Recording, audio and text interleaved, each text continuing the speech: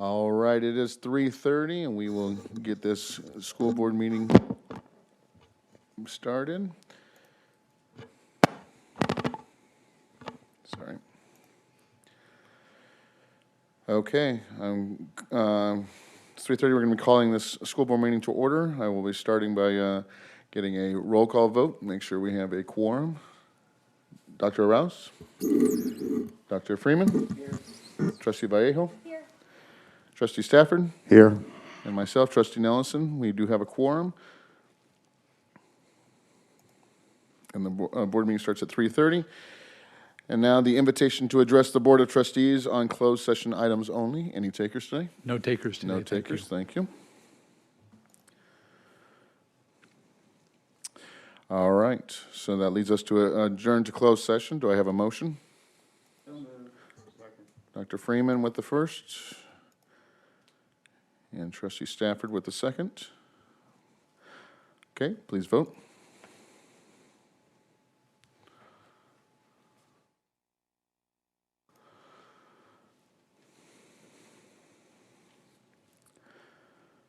All right, and the vote passes 5 in favor, 0 opposed, which means we are adjourned to closed session at 3:31.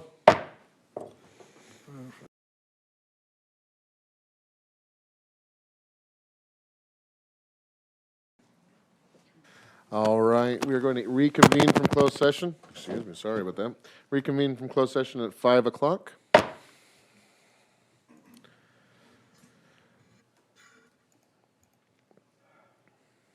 Okay, we're going to start with the invocation. Trustee Vallejo? I'm sorry, we'll start with, I said the previous one. Pledge of Allegiance, then with the invocation by Trustee Vallejo. Okay, ready, begin. I pledge allegiance to the flag of the United States of America and to the republic for which it stands, one nation, under God, indivisible, with liberty and justice for all. So I did want to take this time to just remind everyone that COVID is still out there. People are still being affected by it. So please put, just have in your thoughts people that are currently hospitalized with COVID. And can we all have a moment of silence of people that we have all lost with the COVID pandemic?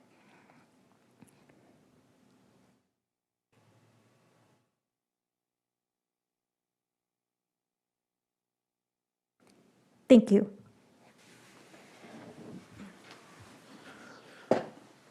Thank you, Ms. Vallejo. All right, then we will move to a recess. We're going to recess the regular board meeting so they can conduct the California Military Institute board meeting. So we are recessed at 5:01.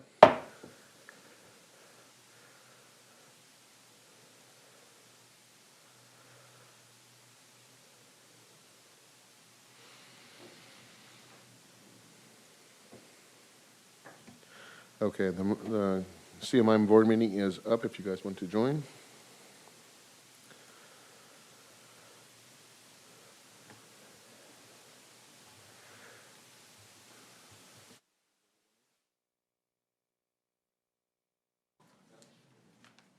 All right, we will call to order the CMI, California Military Institute board meeting at 5:02. First order of business is the revision, adoption, ordering of the agenda for tonight, Wednesday, February 16th. Do I have a motion? So moved. Mr. Stafford with the motion. Second. Ms. Vallejo with the second. No changes needed. Okay, please vote.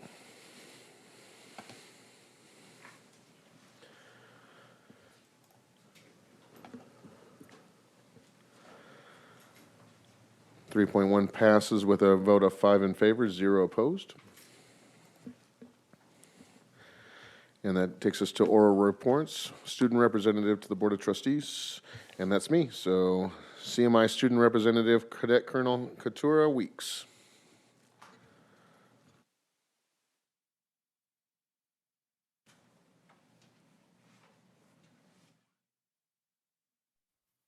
Good evening, members of the board, Mr. Bennett, and members of the cabinet. For those that don't know me, my name is Cadet Colonel Weeks, and I am the 9th Brigade Commander. And in this presentation, I'll be going over some of the things happening here at CMI. I want to start off by highlighting some of the accomplishments of both CMI students and our administrators. Our seniors have been doing great this year, starting the semester strong with FAFSAs and college application submissions. We've been working really hard to start our journey towards higher education, and with the help of Ms. Collins and the counseling department, more and more seniors are submitting FAFSA applications and getting the information about college every day. With that, our school spirit definitely hasn't wavered. We just had yet another fantastic pep rally. We got to recognize our winter sports teams. Our students have also been recognized on several occasions for their participation in community service organizations and our leadership initiatives. I also wanted to be the first to inform you that I am one of the students that has been actively involved in both statewide and national service organizations. I'm separately working with Mentor California and the State Superintendent of Public Instruction, Tony Thurman, on the Youth Advisory Council to address different inequities in education. We actually just hosted our first event, so I totally encourage you all to check it out. And lastly, our sports team didn't get a single major injury for their entire season. They made sure to stay safe and play hard. Which brings me to the next part of our presentation. Sports. Our winter sports team played exceptionally, with our middle school girls basketball team having an undefeated season and our girls varsity soccer team moving into the playoffs and winning that first game. Go Rough Riders.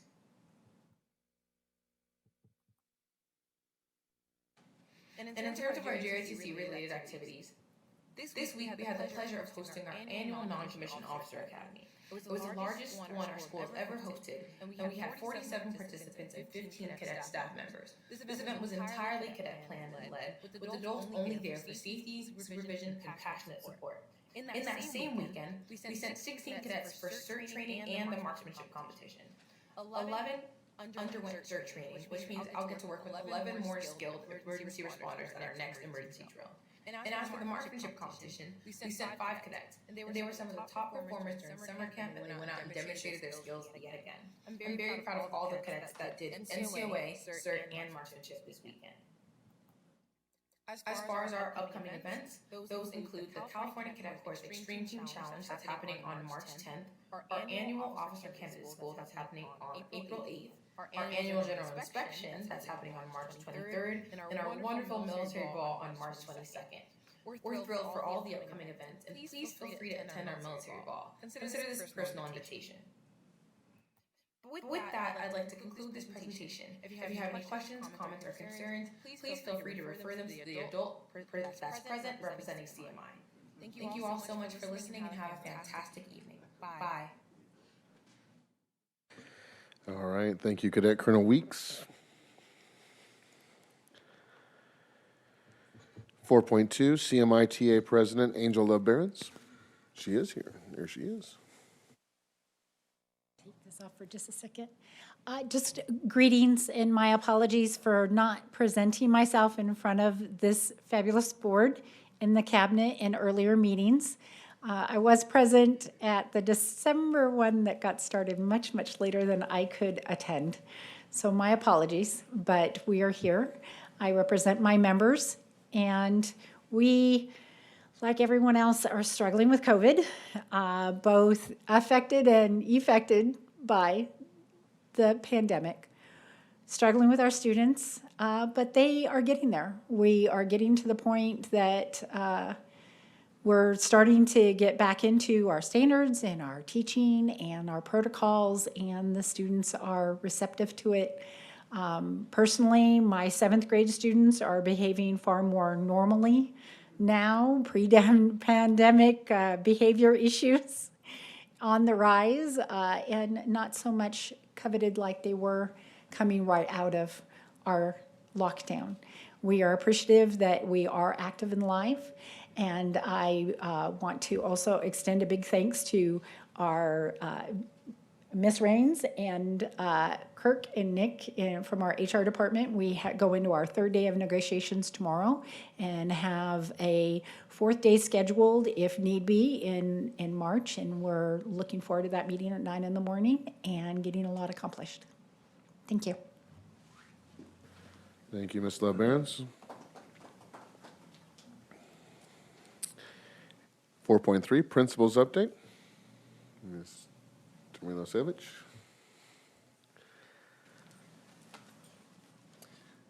Good evening, President Ellison, board members, Superintendent Bennett, and Cabinet. I will put in the code here real quick, and while that's happening, I have to say that Colonel Weeks is being really humble. She actually was interviewing with Yale this week, and we're very, very proud of her for being able to get to that level.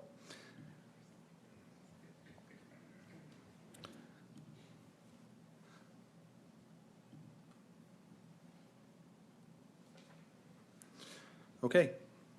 I'm going to present our mid-year LCAP update this evening and share that briefly with you, as our goals have not changed. Our goal 1 is for all students to attain proficiency in English language arts and math.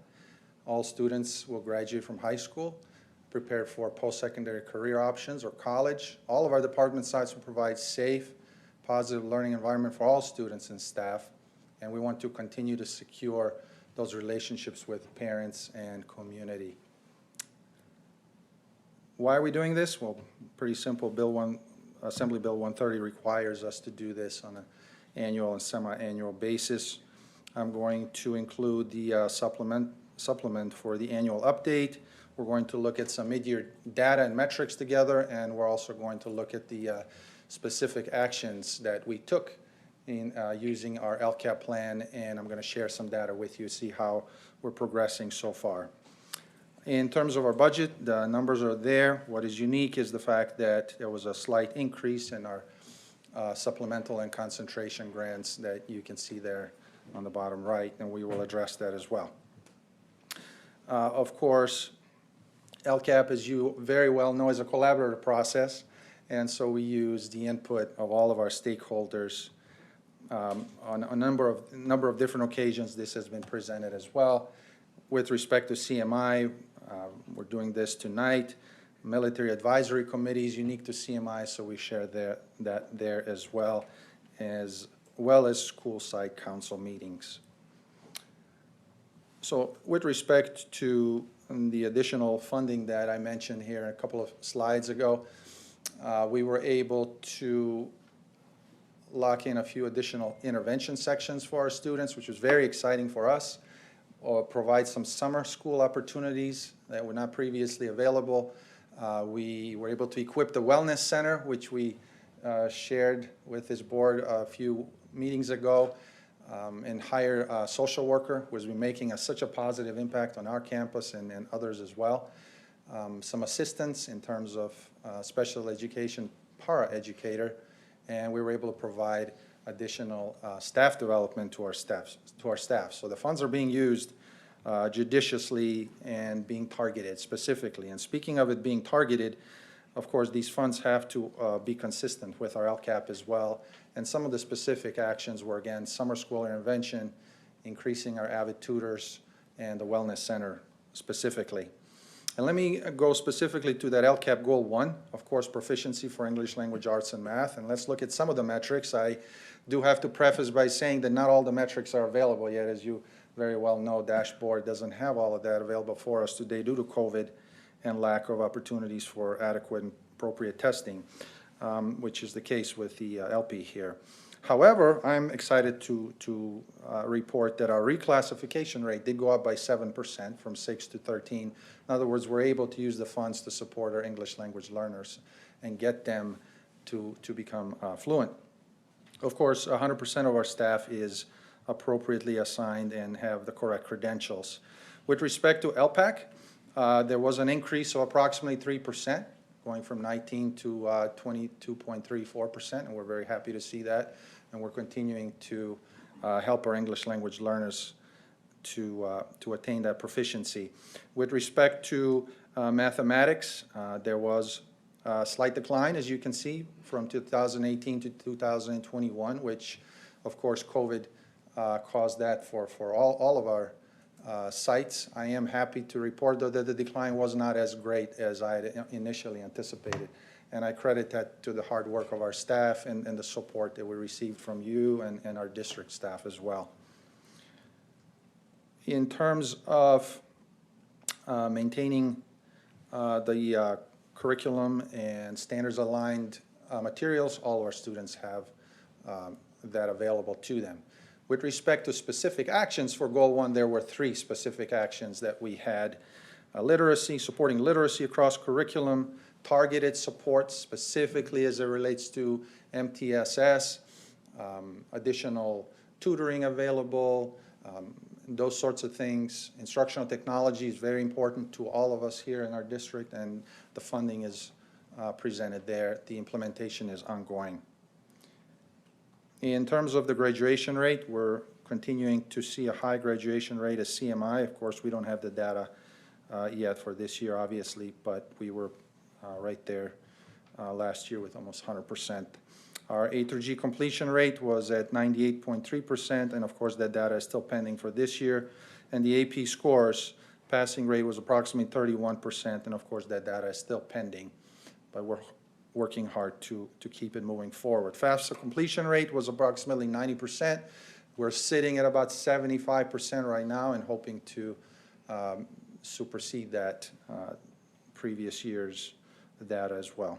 I want to credit our guidance team for incredibly hard work.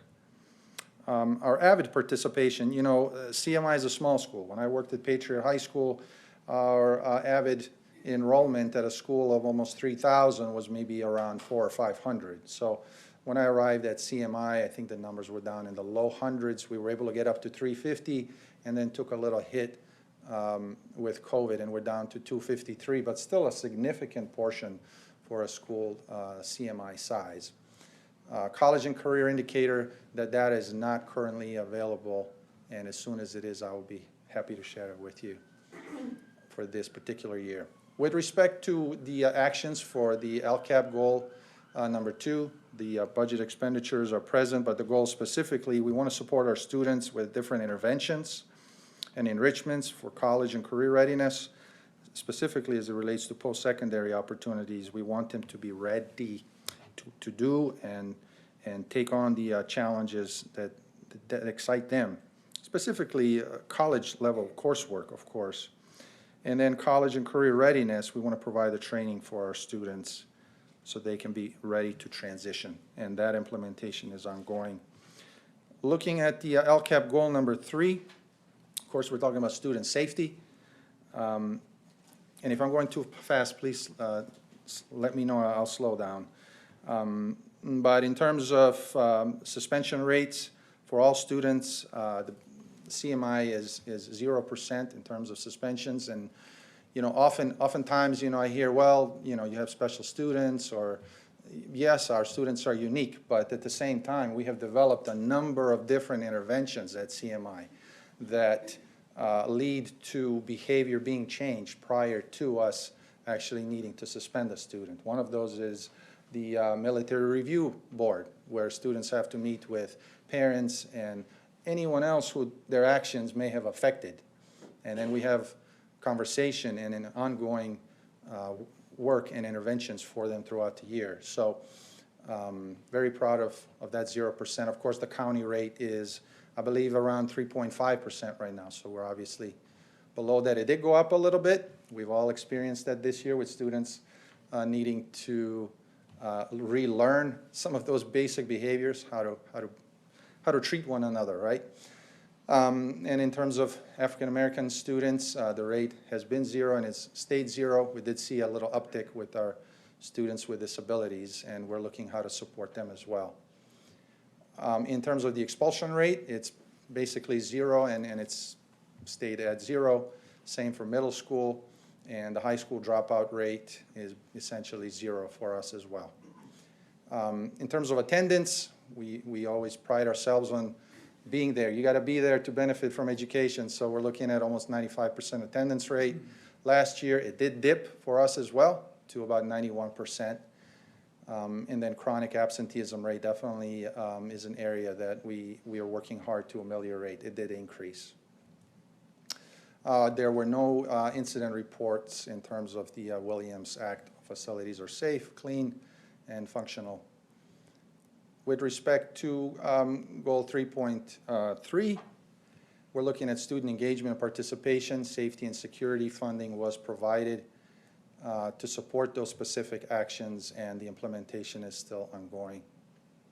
Specific metrics with respect to goal 4, which is of course to improve collaboration with parents and the community and support them. I'm really excited that we were able to offer our parents meeting with Dr. Joelle Hood a couple of weeks ago. And we had a very good attendance there. Our parents were very grateful that they were able to speak with her. My concern was that our parents want to help us, but don't always have the tools to do so. And so there was Spanish translation as well for the Spanish speakers. And Dr. Joelle Hood was able to present and give them practical, hands-on advice on how to motivate their students at home. Based on some of the surveys we did, parents really wanted to know, hey, how do I help my son at home or daughter? They don't seem as motivated like they used to be. And so the post-survey data really indicated they were very happy and they're asking for more, so we're scheduling more. And that's what the funding is for. CMI participation has always been robust and high. We're looking at 2,500 parents who have attended various events in 2021, which is remarkable. It did take a slight dip this past year due to COVID to about 1,700 parents participating, but still participating very strongly. Looking at the metric on the California School Parent Survey and Staff Survey, those will be administered in the spring. When it comes to social media, CMI is very much present.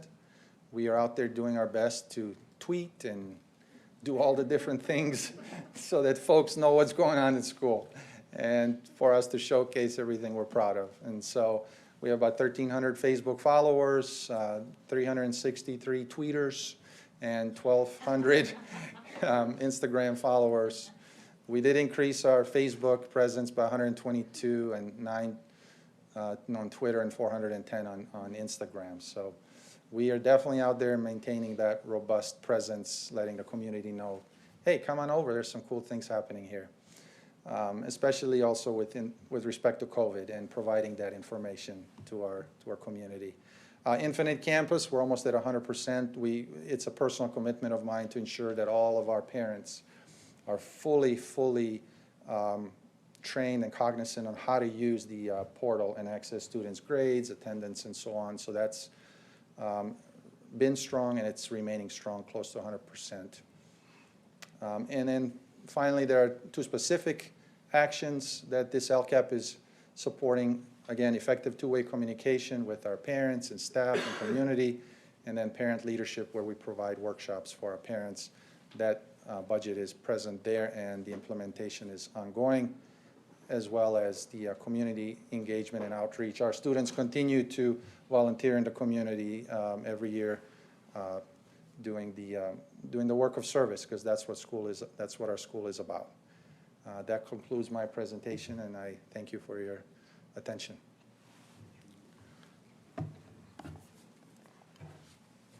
Thank you, Dr. Milosevic.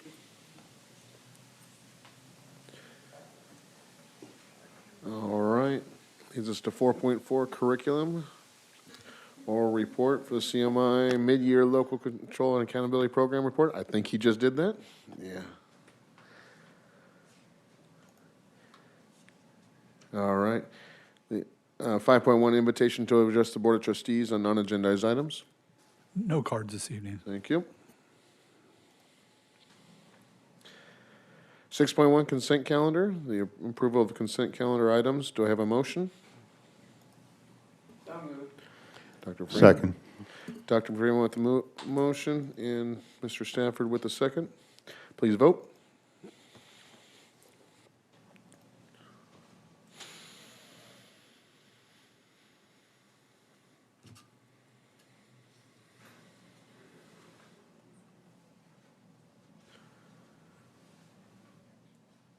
You having issues? Sometimes you have to refresh it.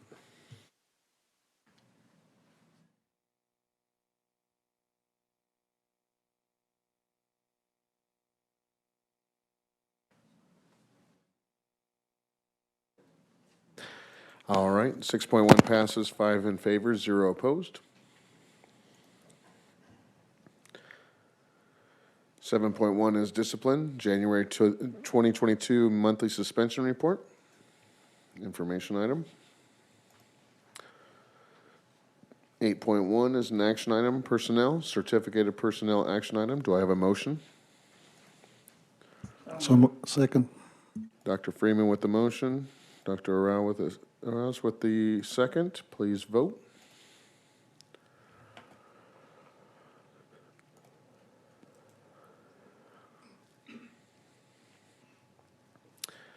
Eight point one passes, 5 in favor, 0 opposed. 8.2 personnel action item, classified personnel action items. Do I have a motion? So moved. Ms. Vallejo, Second. Mr. Stafford with the second. Please vote.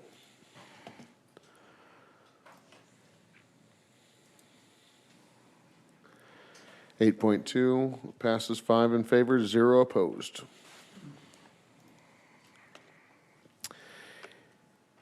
8.3 is an action item, personnel approval of salary increase for charter management and unrepresented classified employees. Do I have a motion? So moved. Dr. Arouse, Second. Mr. Stafford. Any questions? No? Okay, please vote.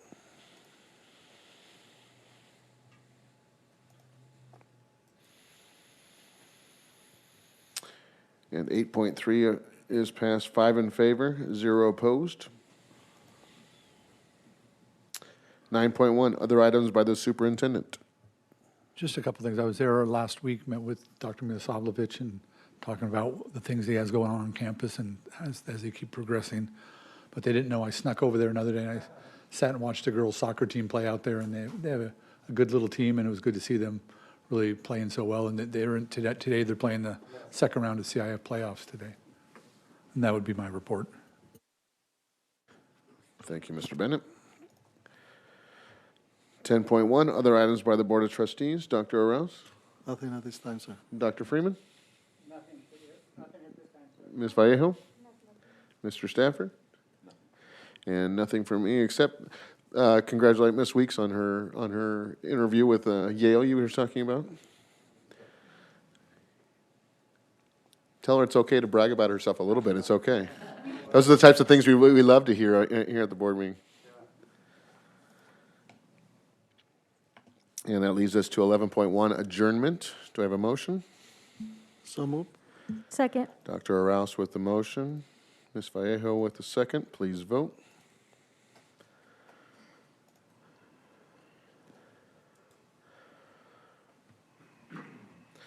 And that motion passes 5 in favor, 0 opposed, and we are adjourned for CMI at 5:26.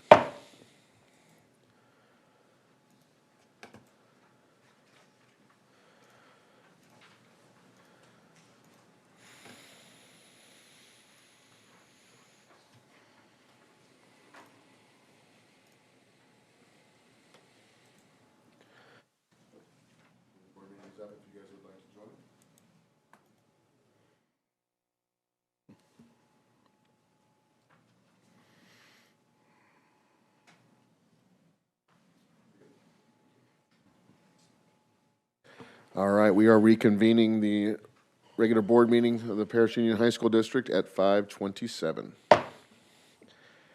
Leads us to 8.1, revision, adoption, ordering of the agenda for today, February 16th, 2022. Do I have a motion? So moved. Thank you, Mr. Stafford. Second. Thank you, Dr. Freeman. Please vote.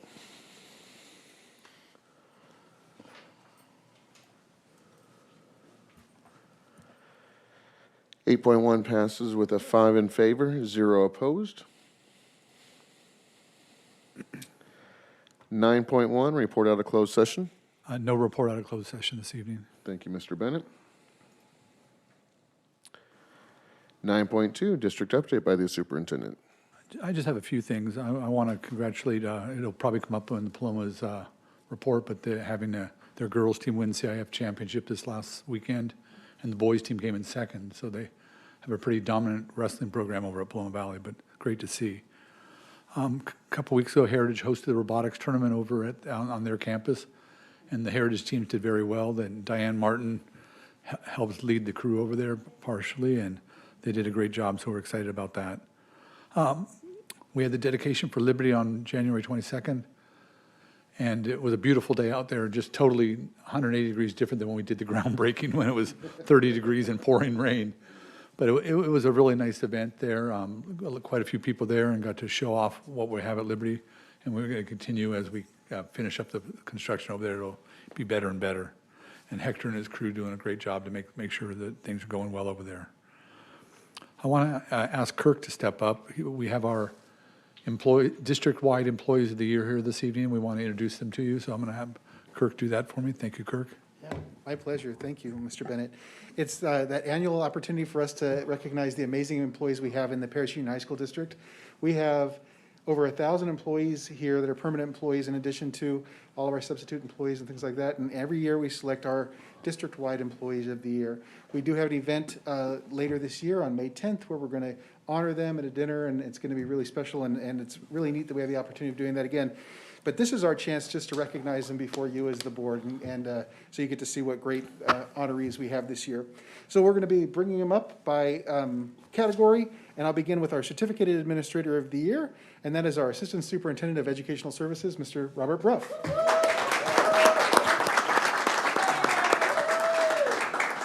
And I should have mentioned this at the onset. When you guys come up, if you can come stand right up here in the front, then we'll get one picture with all of you together. That'd be great. Next is our Classified Administrator of the Year. And in all honesty, probably my favorite person that's up here today, because he works in the Human Resources Department. That's our Director of Human Resources, Mr. Nicholas Hilton.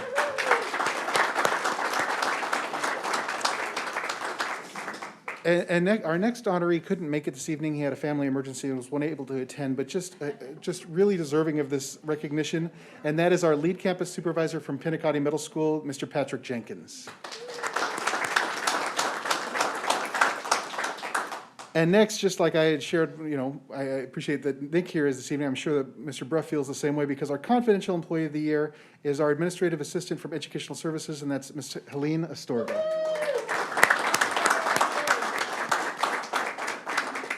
And then we have amazing counselors throughout the district, and it's difficult to pick just one that's outstanding. And I know that this particular person is extremely humble and said he's accepting it on behalf of all the counselors at Heritage High School, and that is our counselor, Mr. Ben Washburn, who's absolutely deserving of this recognition. And next, we get to recognize our Principal of the Year, and one of the things that I think that I'll always remember is that he and I both were approved by the board on the exact same night, and that's our principal at Paris High School, Mr. Juan Santos.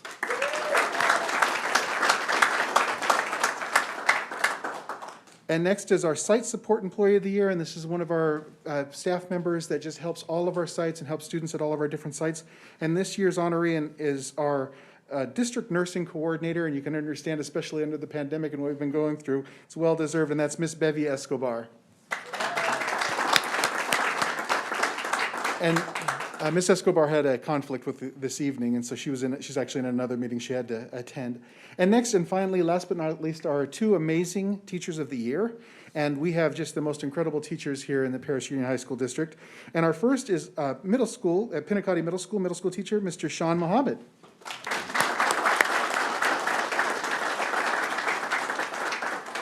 And next is our Teacher of the Year, who works over at Pathways for Adult Life Skills and works with our adult learners that are over there, adult learners with special needs, and that is Miss Rachel Post.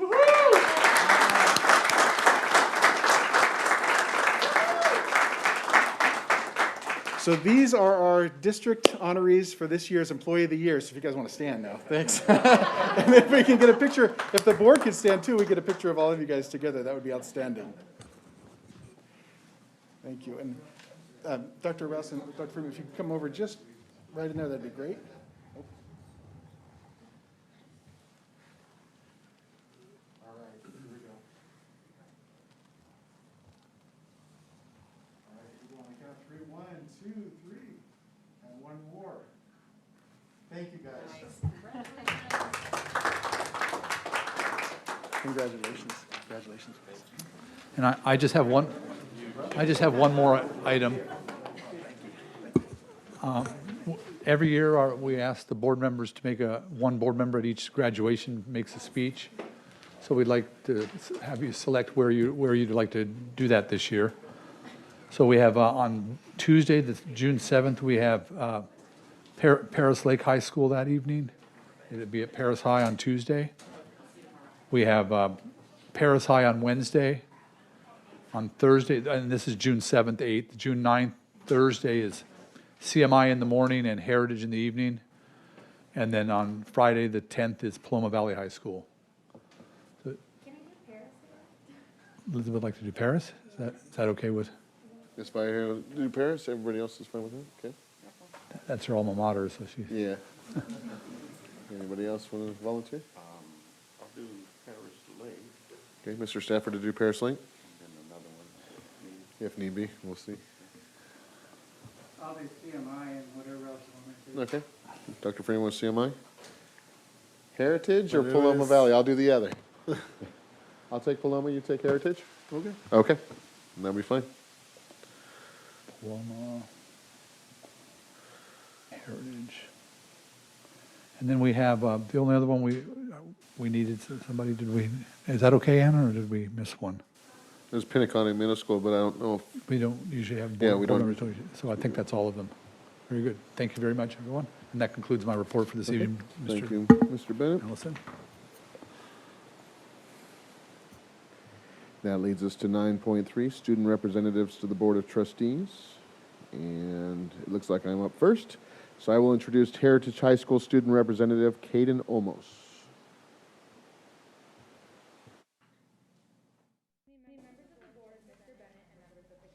My name is Kaden Olmos, and I'm excited to show you what has been going on here at Heritage in the month of February.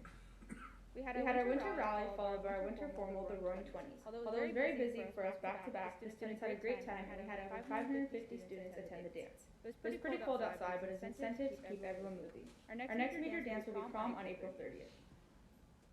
Heritage had 2 Lady Patriots attend CIF individuals. First year wrestler Juliana Hefo led the Patriots with a 5th place finish in the divisional individual tournament held at Paloma Valley. Jasmine Harton finished in 6th place. Our girls varsity basketball continues to show their strengths on the court and advancing to the second round of CIF. Next game for them is on Wednesday against Diego Bishop and Santa Barbara. A big shout out to Coach Meyer for receiving the Raincross League Coach of the Year. She has pushed our varsity girls basketball to a new level and is continuing to raise the mark. Here are a few of our upcoming events. February 18th, the final day to buy grad night tickets. Prom tickets go on sale March 1st. Patriot Olympics sign-ups end March 2nd. Open house and 8th grade orientation March 24th. And the spring rally and Patriot Olympics on March 25th. That concludes our presentation. Thank you so much for the continued support of what we do at Heritage. Thank you for your time. Okay, thank you, Ms. Olmos. And then Trustee Freeman.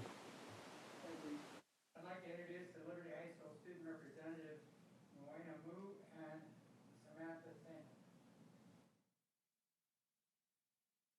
Good evening, members of the board, Mr. Bennett, and members of the cabinet. My name is Samantha Senna, and I am Liberty High School's ASB president. Beside me is my vice president, Moena Mu. Here are some of the things that went on at Liberty High School in the past few weeks, as well as ongoing and future events. Liberty High School was dedicated on January 22nd. After the ceremony, students from ASB, athletics, and other clubs on campus gave tours to those who attended. We were happy to be able to show off the incredible campus that has been built. This week, we have our first annual Valentine's Beer Week. Key Club and Art Club held the Cupid Games, where students played games to win prizes. ASB and our wonderful counselors distributed Valentine's grams to our students. The Wellness Center has been hosting monthly wellness workshops. Our topic for February is healthy relationships. We are currently offering group counseling for stress management and self-compassion. Grief and loss and self-empowerment groups starting soon. This month we started Wellness Wednesday, where we are offering weekly strategies for staff to support their students' well-being. The Liberty High School Cheer Program is hosting a clothing donation. These clothes have been sent to charities to give to people in need. They've almost met their goal of 150 bags of clothes, shoes, backpacks, and other items. This drive continues all this week, and we are hopeful that this goal will be met. This month we are celebrating Adam Contreras, who is a teacher and coach here at Liberty High School. We are also celebrating Walter Smouse, one of our wonderful custodians. Thank you for your support of Liberty High School. As always, go Bison! Sorry. Thank you, Ms. Mu and Sena. And that leads us to Trustee Stafford. I'd like to introduce from Loma Valley High School, student representatives Megan McKentigay and Cassandra Madrigal.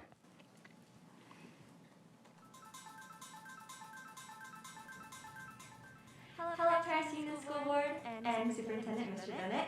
My name is Megan Makatakai, and I'm this year's PBHS ASB Treasurer. My name is Cassandra Madrigal, and I am one out of 2 ASB social media representatives. And we're here to update you guys on the things PBHS has been up to for the past month. To start things off, we had our second semester club rush.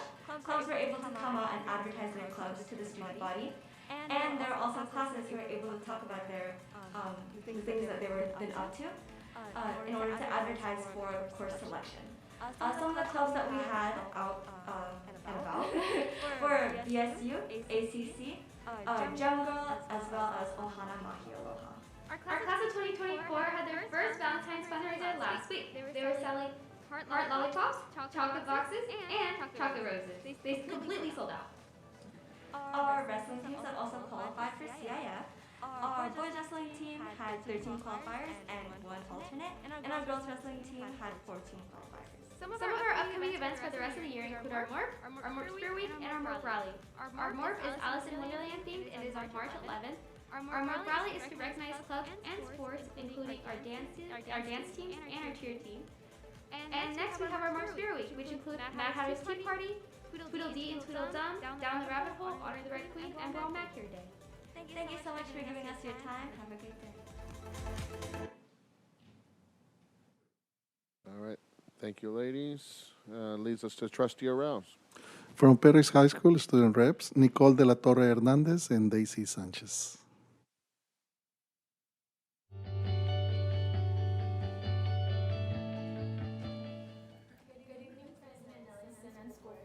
Good evening, Superintendent Bennett and Cabinet. I'm Nicole. And I'm Daisy. We're back again. Finally. This is what has been going on in our school this past month. I'm here with Jordan Teleria, the captain of the basketball team. Can you tell us a little bit about your season this year? Sure. So there was 2 big things that happened for us this year. The first one is we won my senior night game by over 20 points. Everybody on the team scored at least 1 basket. It was a great team effort that completed in a great team win. The other one is we made it to the first round of CIF. Of course, we wanted to win the game, but there's always a victory in everything, and that's that we had a great year overall. Thanks to the coaches, my teammates, players, friends, families that helped support us all throughout the year. Thanks again, Jordan. Not only was our basketball season a success, so was our soccer. Let's hear it from them. Hi, so I'm here with Chris and Joel from Varsity Soccer. How was your guys' season? Our season was definitely pretty good. It was one of the best seasons I've played for the school since my freshman year. One of my favorite memories from this year is definitely when we played against West Valley for our senior night. There was a lot of good goals, a lot of communication from the team, a lot of saves on my part, and it was definitely one of my favorite memories from this year. How about you, Joe? Yeah, it was a good year. We ended up making it to CIS, so I touched what you love and had it. And town, yeah. So we did get a good win against West Valley for our senior night. And I was overall happy that I got to play. It was nice to see you. Thank you, guys. Thank you. We heard about senior night from basketball and soccer. Now let's go ahead and hear it from a different perspective. The senior night continue here at Paris High. With me today we have Abby, who is captain of our dance team. Can you tell us a little bit about your season this year?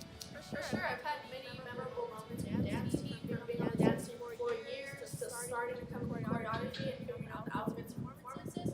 But I would say my most memorable and favorite experience to experience on the team would be finalizing choreography to get ready for performing. Thank you for everything you bring to this great every game and every basketball game. Of course, really appreciate it. This last month we had more than sports going on here at Paris High.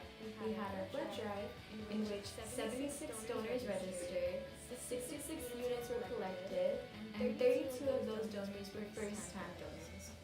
By live stream's rule of thumb, each unit saves 3 lives, and that means that here at Paris High, as a group, we saved 198 lives, which I think is amazing. it's also amazing, Miss Daly's life skills class. They came in to help the senior class make posters to let the campus know that Johnston's will be on campus this week. Thanks to my classmates in Miss Daly's class for coming in and helping the senior class. February is Black History Month, and BSU is sponsoring a Spirit Week, which is not too late to participate in. On Thursday, we have our college year, keeping in mind that historically Black colleges, and then on Friday, we have our Panther Pride. The other schools don't have to be there participating, but we'll know at heart when we wear your green colors. Check out one more interview with our FFA student. Hi, I'm here with Jayla, who's part of FFA, and she does a very amazing. Hi, so I competed in our sectional public speaking contest for FFA. I competed against other members of different chapters in our section, and I competed in the impromptu public speaking contest, where you are given a topic pertaining to agriculture or like inspirational quotes, and you have 1 to 2 minutes to elaborate on it, and whoever gives the best speech wins. And so I won first overall, and I will be advancing to the regional public speaking contest. Thank you. So we've reached the end of our video, but hopefully you'll see us again next month. Thank you for tuning in to us. Remember, we're social, be social. Follow us on all our social medias, and we hope you have a good night.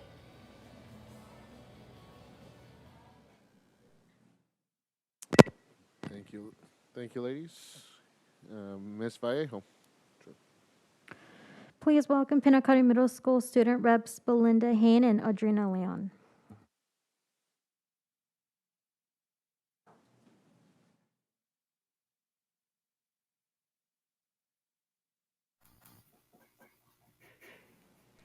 Pinacate Middle School Presentation 2022.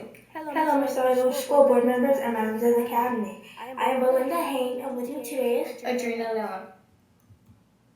Welcome into the new year 2022. What has happened at Pinacate Middle School, also known as PMS? Break. Recently on January 10th, our students returned from Christmas break. Our Pinacate teachers gave our students a warm welcome back to school. Basketball game. On January 7th and January 9th, both of our basketball teams hosted 2 games. Our girls team lost, unfortunately, but our boys team won both games. Girls basketball student athlete of the month in January is Joy Payton. Soccer. A new sport is opened at Pinacate. Both girls and boys students are able to participate/play. Updated Great Wall of Fame. Our ASB team recently updated the Great Wall of Fame to congratulate students for their academic achievements. Upcoming events. Valentine's Day Spirit Week, the last 2 basketball games of the season. Game Truck will be back February 17th. Black History Month. Motivation speaker held by Mr. Murillo. Take a leap of faith and begin this wondrous new year by believing. Thank you. Have a great day. All right. Thank you, ladies, as well. And that concludes our student representatives. Takes us to 9.4. PSCI President Jason Miller.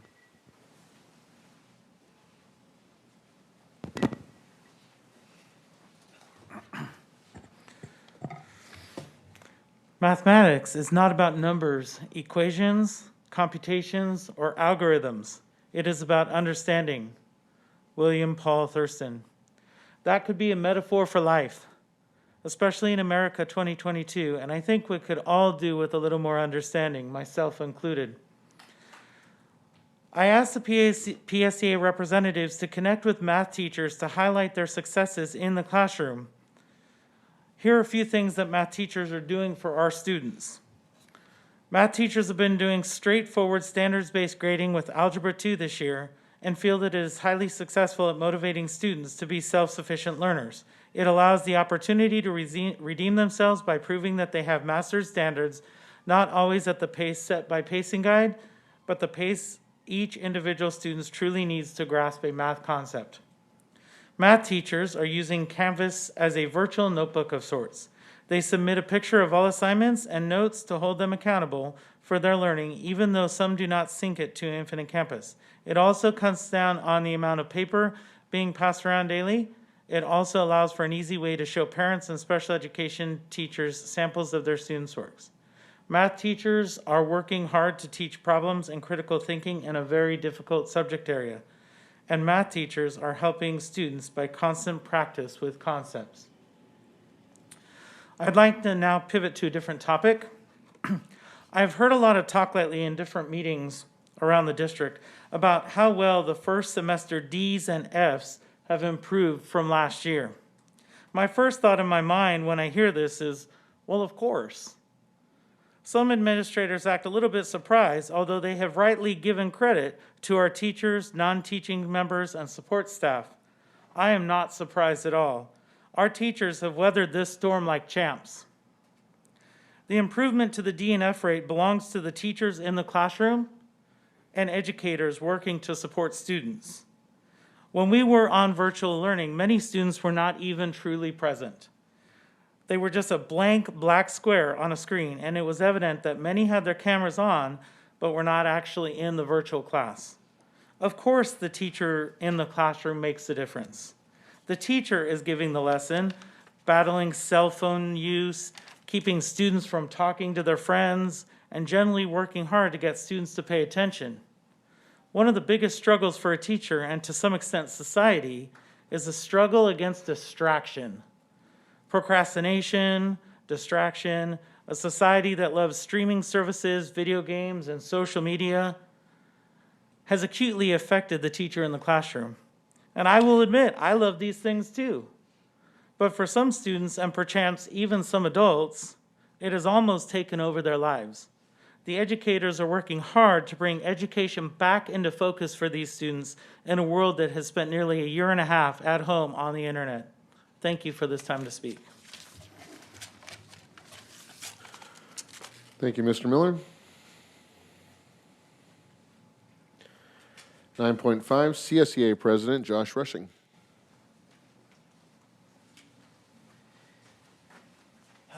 Good evening, everybody. Thank you for allowing me to speak yet again. This morning, I saw Dr. Mr. Nelson at our school, and I'm like, oh man, there's a board meeting tonight. What am I going to say? And not thinking anything negative to say, I decided to show up and share some positives. Coming back from the break, as everyone in this room, especially in HR, can attest, we're always a little more stressful coming back from breaks, and always a little more busy. That goes with the territory. But I do want to commend basically every manager in the room. I think I've talked to almost all of you this month. They're never more than a phone call or text message away. They're all willing to solve problems. They're all eager to solve problems. I'd also give a shout out to Kirk, the whole employee morale program that he's trying to put together and the committee he put together. I think it's important to identify that morale is crap. Sorry, but stressed, overworked, no subs, like everyone's tired. I know I've never looked forward to a week off in my life, but next week, being in training seems like a godsend to me right now. So with that, I want to thank you all for all of your support. I know we have a MOU on the docket tonight, which hopefully, and like I said, I'll see you next month. Thank you, Mr. Rushing. Leads us to 9.6, comments by the Board of Trustees. Dr. Arouse? Nothing at this time, sir. Nothing, thank you. Dr. Freeman? Thank you. I would like to emphasize what a beautiful school Liberty is, that having attended that dedication on a beautiful day. I think you went out of your way to talk to Mother Nature about that ahead of time. It went very, very well. I was very pleased with the turnout, and I think that young man who played the guitar, I've never heard the band done so well. And we did this, a couple of our board members, and I'm glad that they're back here and feeling like the usual self. And I think that's it. Thank you, Dr. Freeman. Ms. Vallejo? I'm just happy to hear that the students and staff are doing well. I really appreciate management as well as what Josh was saying. Very glad to be part of a district where they really focus on the staff and the students, and they're so quick to reach. So I really appreciate you all really giving like your 100% to everyone here, because now it makes me 10 times happy to be in a district where we all have the same passion, which is helping others. So thank you. Thank you. Mr. Stafford? I just want to take a minute to say thank you for the beautiful dedication to Liberty High School, and also Mr. Milosevic is gone, but I meant to tell him they just remain so consistent and on track. It's just amazing how they do that. Glad to see the kids are bouncing back, and the concerns are beginning to wane, but let us all be just beautiful to each other and try to encourage each other, and we'll do fine. So thank you. Thank you, Mr. Stafford. And for myself, I was absent last month. I had COVID finally hit my family, and I appreciate Mr. Stafford stepping in for the board meeting, and I'm very sorry I missed the dedication for Liberty, but I did get a chance to tour today to see the pool that's finally got water in it. That's always great. And the buildings are open, and it looks great. And I would be remiss if I did not. I would also like to congratulate the girls' Paloma soccer team for winning CAF. That's an awesome achievement. That's an awesome achievement. I'm sorry. And I would also be remiss if I did not congratulate one of our former students who graduated in 2013, Matt Orzek Jr., who was the long snapper for the Rams, who just won the Super Bowl this last weekend. He was in the grade that I gave my very first graduation, because I was elected in 2012, and I remember giving him his diploma because he went to my church, and I've known him for a long time, and it's great I'm glad that that somebody from our schools has been part of something of that substance as well, which is really cool to see. And that is it for me. And that leads us to 10.1, invitation to address the Board of Trustees on non-agendized items. And I do have two. Do I have the thing to read out? With two, you don't? Okay. I normally have a thing to read out, but I do not have that here. So our first speaker is Emily Lyon.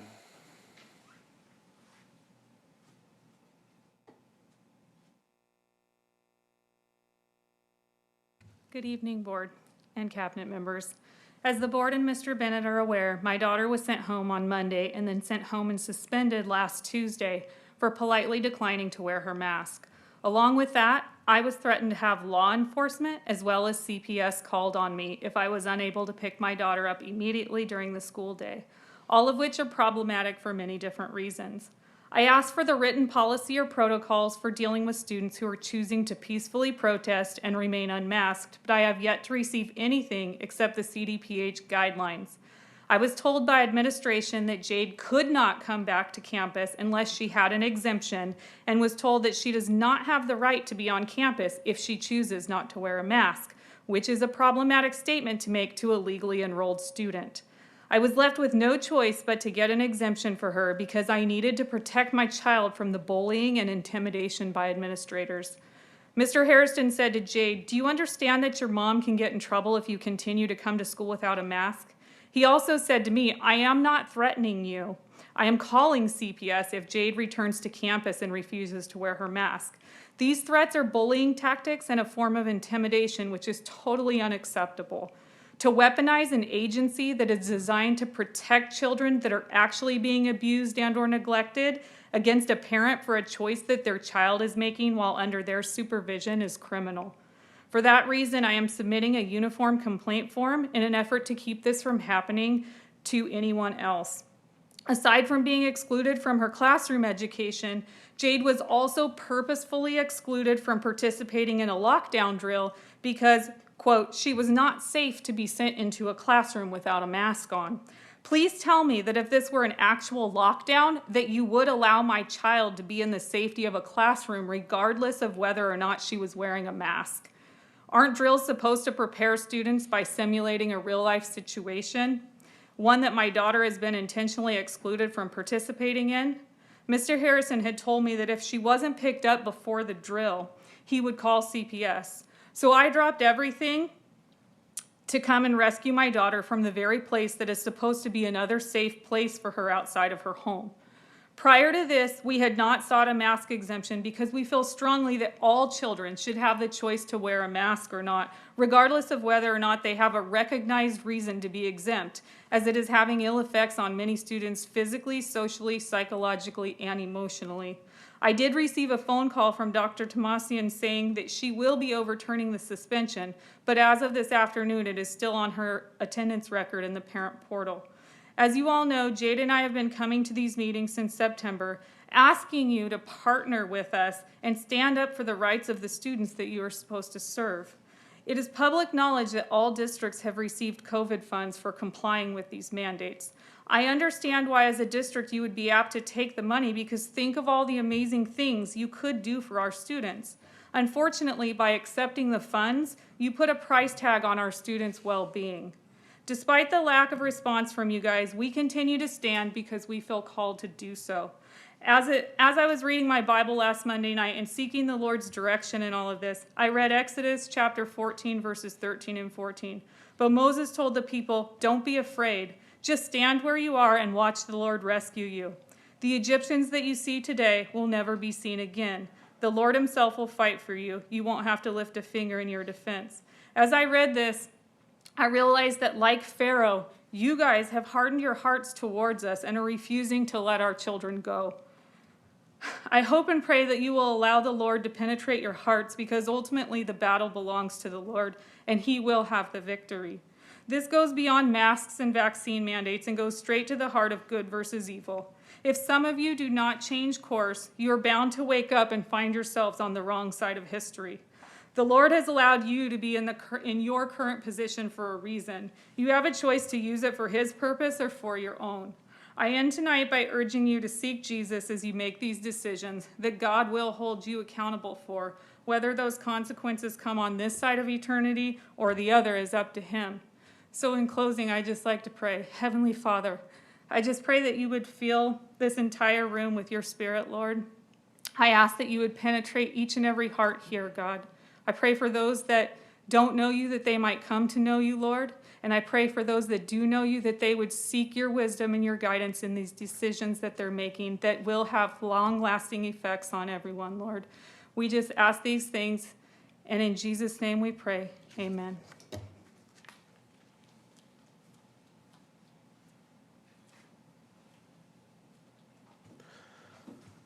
Thank you, Ms. Lyon. And we have one more, Jade Lyon.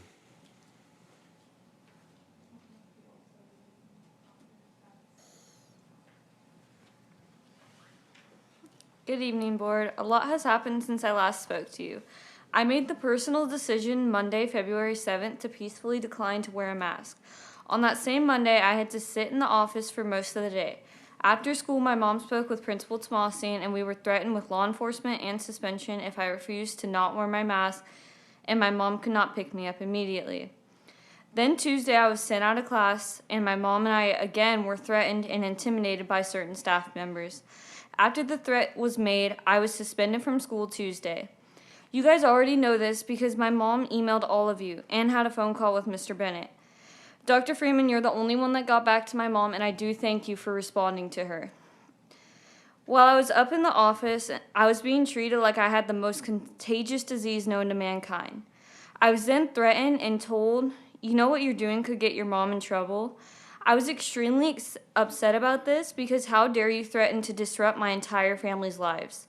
The crazy thing is that if I got pregnant and wanted to have an abortion, whether you believe it's the right choice or not, in the state of California, my parents would not have to be notified because that's, quote, my right. Except when I do something that is, again, my right, you're saying that you'll not only notify my parents, but then punish them. This is the hypocrisy I've been talking about. I got a mask exemption, and to be honest, I did not want to get one because I did not want to play the disabled card.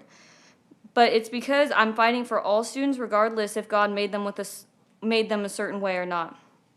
I got an email last night about the possible adjustments on the masking requirement. And the email also stated, quote, people may disagree with the methods the schools are required to follow, particularly as it relates to the state masking requirement for schools.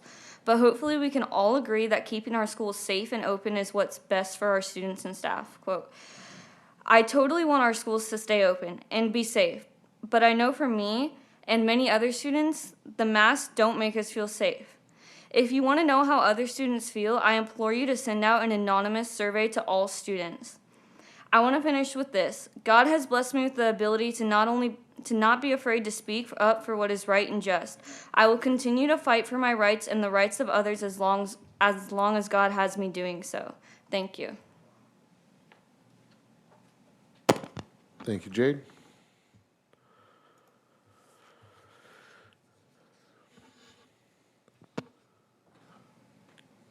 Okay, next item is an action item, 11.1, consent calendar.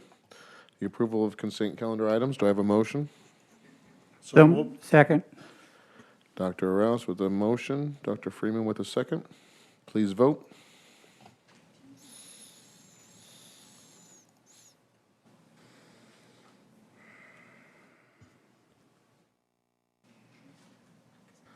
All right, 11.1 passes, 5 in favor, 0 opposed. 12.1, information item, it's curriculum COVID-19 update. Mr. Bruff? Let's see if I can connect. Do you have it, or should I connect? You'll need to connect it. What's You'll that? need to connect it. Okay. If you could just, there we go. DC board. David, Bob? Yes, sir. Could you hold up just a second? Absolutely. We had a new person here that didn't know to turn in the card ahead of time. Oh. I'm sorry, So we we'll have, We'll let her get a chance to talk. okay. We had another card. Ma'am, come up to the mic. Sharon, go ahead and come on up to speak on mandates of masks. Hi, I'm Sharon Otis, and wasn't even sure I was going to speak tonight. I don't even have a speech ready, but I'm actually becoming a substitute teacher for you guys, and I'm really excited about that because I'm considering becoming a teacher. My son attends Paloma, and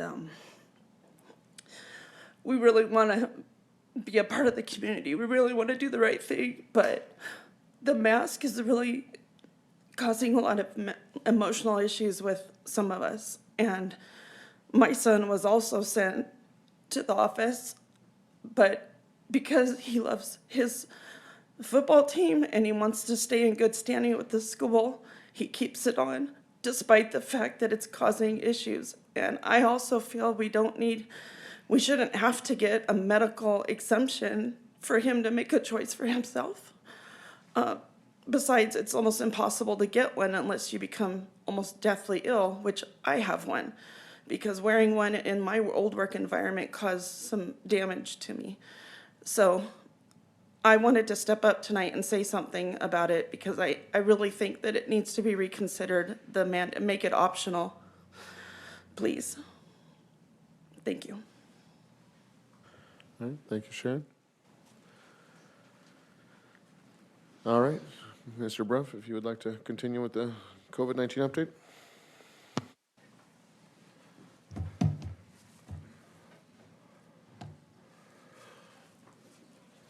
Well, again, it's a pleasure to come before you. Such a serious topic. We can see by the heartfelt sentiments of our families how everyone's struggling with this. It is good that, why is this not going forward? Oh, there we go. It is good that we have some encouraging news for you that I'm sure you've read about. But in California, the cases are down significantly. Last time I presented to you a month ago, it was truly, truly devastating.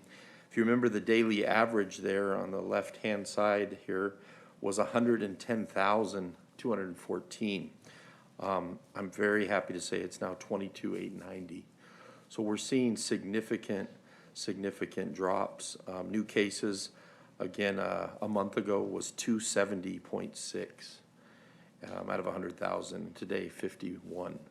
So, you know, we're very happy to see that those numbers are so drastically reduced.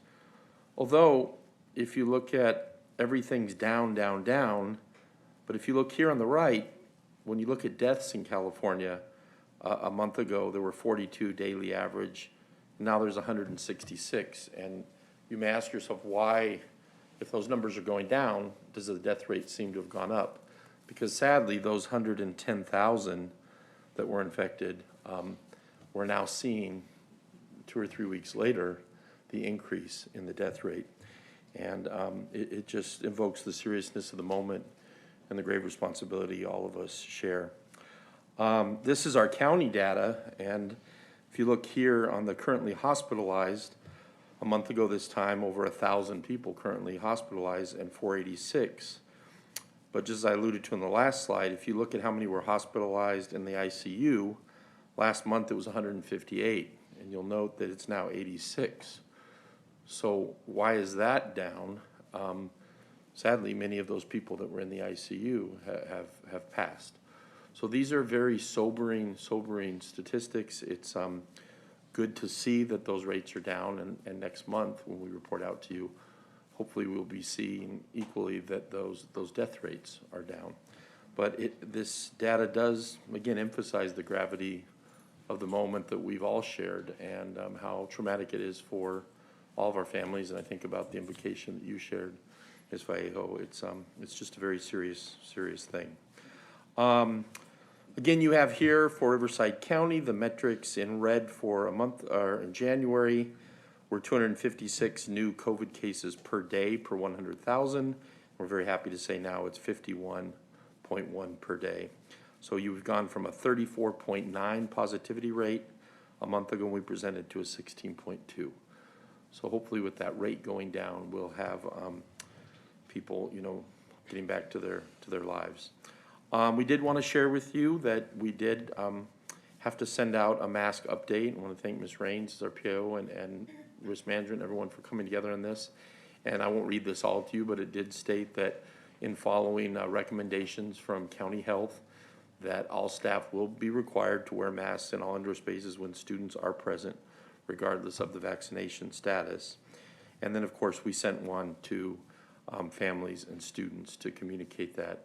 And as some of our families have shared, many of our parents were dismayed to receive this. Many of our parents were very thankful to receive this. So again, we have very heartfelt feelings on both sides, and it's a delicate moment, but we wish all of our families and all of our students health and wellness.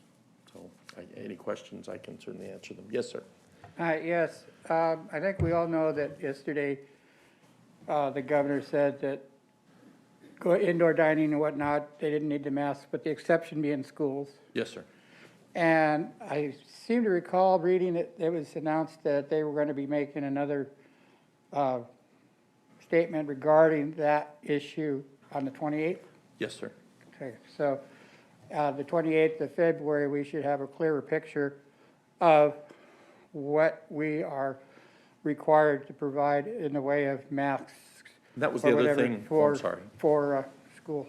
That was the other thing that was emboldened there, that second line on February 28th, the CDPH will reassess. So we also are giving our families that update that, you know, as soon as they change their recommendations, we will defer to these, you know, their medical guidance. Thank you. Okay. Thank you. Any others? No? Thank you very much. Thank you, Mr. Bruff.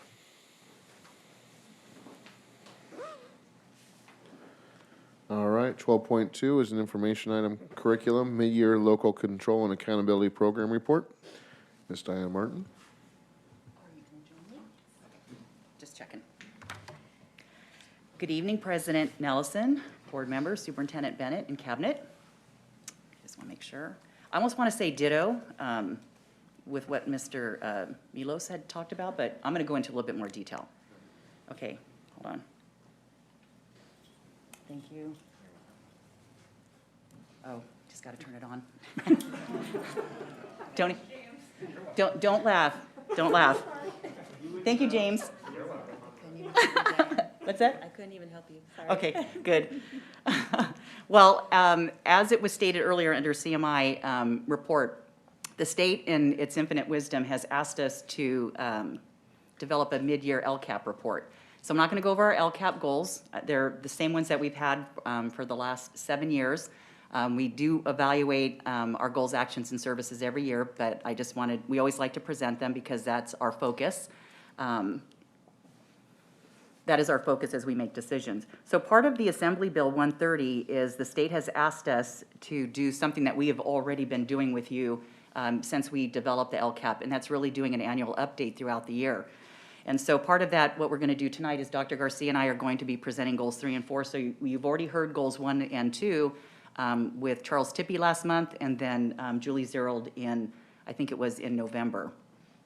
So I do want to share, for full transparency, the impact of the budget for the LCAP. So when we did our plan, our LCAP plan on June 16th, we had an adopted budget, which is that first column.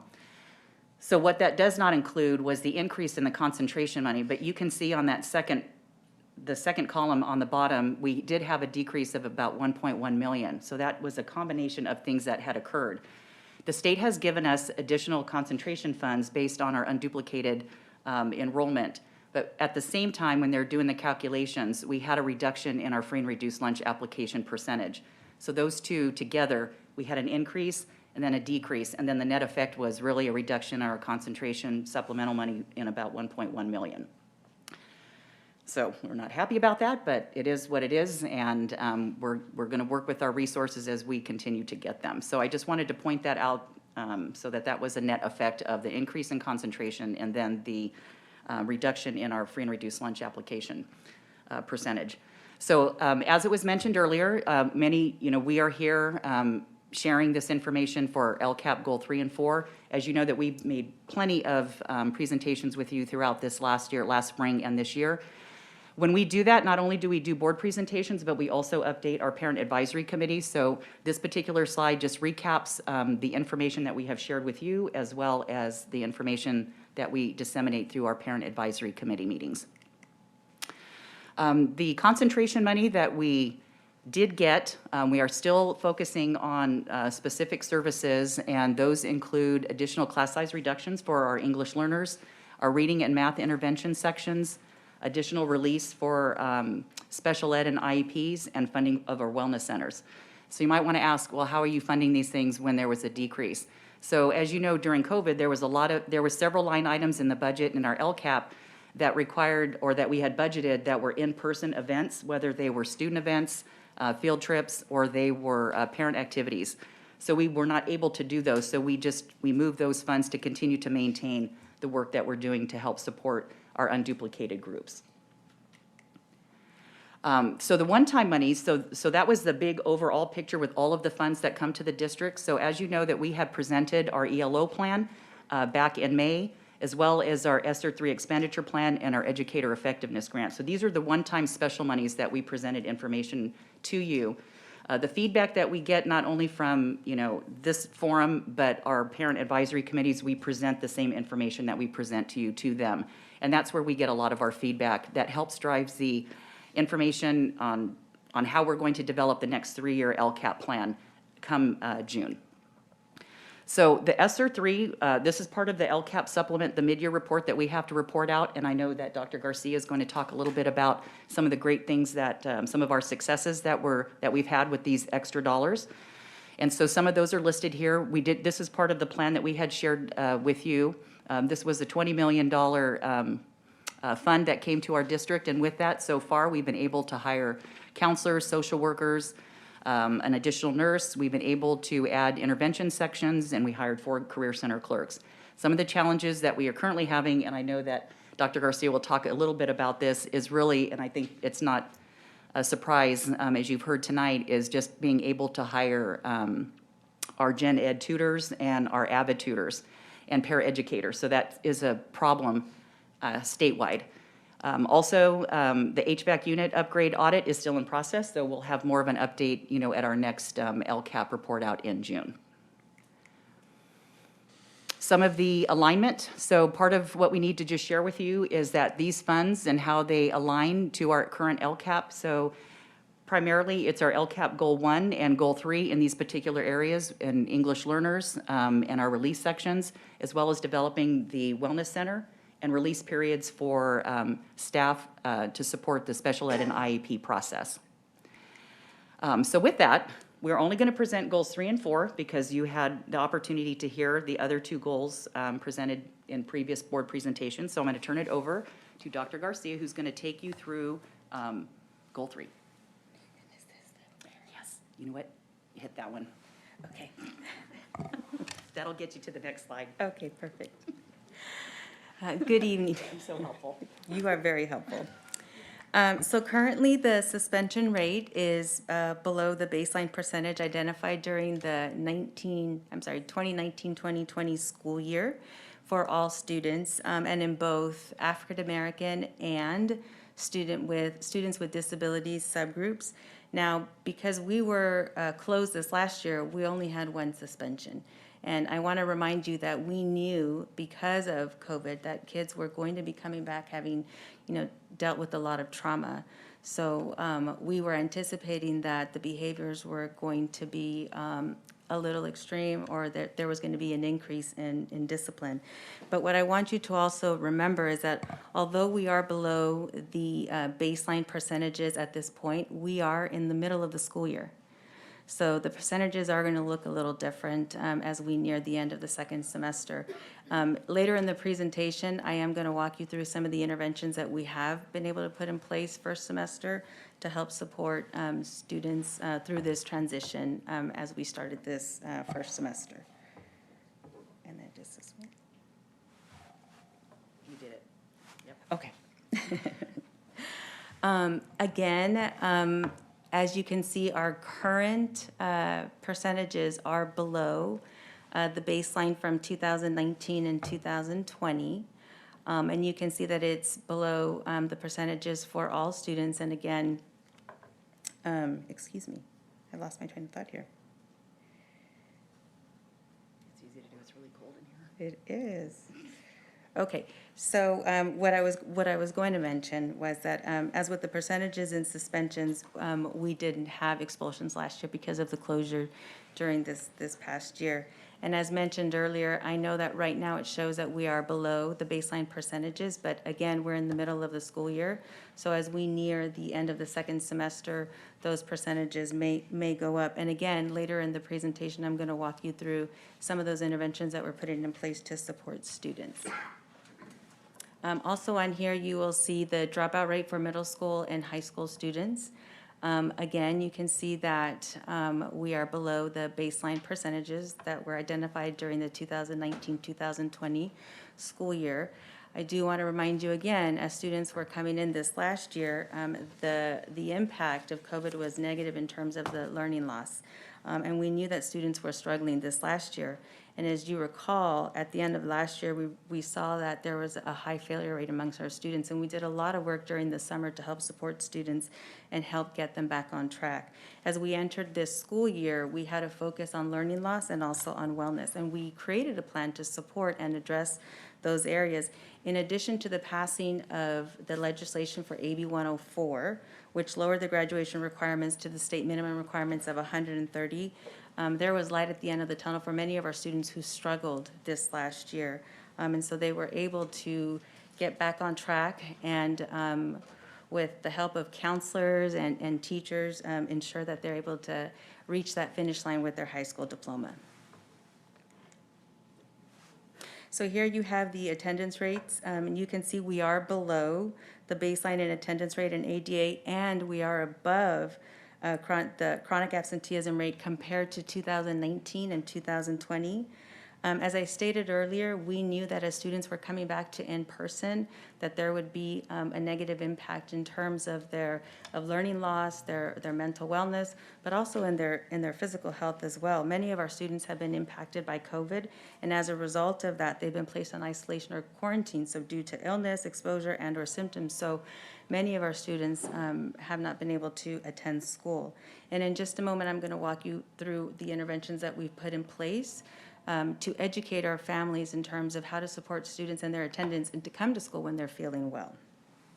Excuse me. I've been thinking about this for the last couple of minutes. What constitutes a dropout for a middle school student? I mean, how would they, I mean, I know that kids could officially drop out of school when they're, what, 16? Well, how does that apply to middle school? And quite honestly, in my experience, I've not seen any dropout students in the middle school. I've seen that mainly at the high school. I don't know if you've had any experience with dropouts at middle school. Usually we'll have a student, I mean, we rarely see that, but students will disenroll and not enroll in another middle school throughout the state. So if they don't get picked up in CalPads, they could potentially be a dropout if they never re-enroll. Thank you. And sometimes they move out of state and they don't tell us, and they enroll in a school in Arizona or someplace else. So they don't get their records forwarded? Right, they don't get the records forward, and we do have some kids that have families both in U.S. and Mexico, and they go home to live with an aunt down in Mexico. We don't know where they're at, and that constitutes a dropout for us. Thank you. It's a powerful factor. That's the last thing Mr. Bennett shared. Yes. So here we have the information regarding the annual Williams report. And we didn't have any findings this year. And in terms of the school climate survey, we will administer the California Healthy Kids survey in the spring to all of our 7th, 9th, and 11th graders. So today I don't have any data to present, but that will be forthcoming.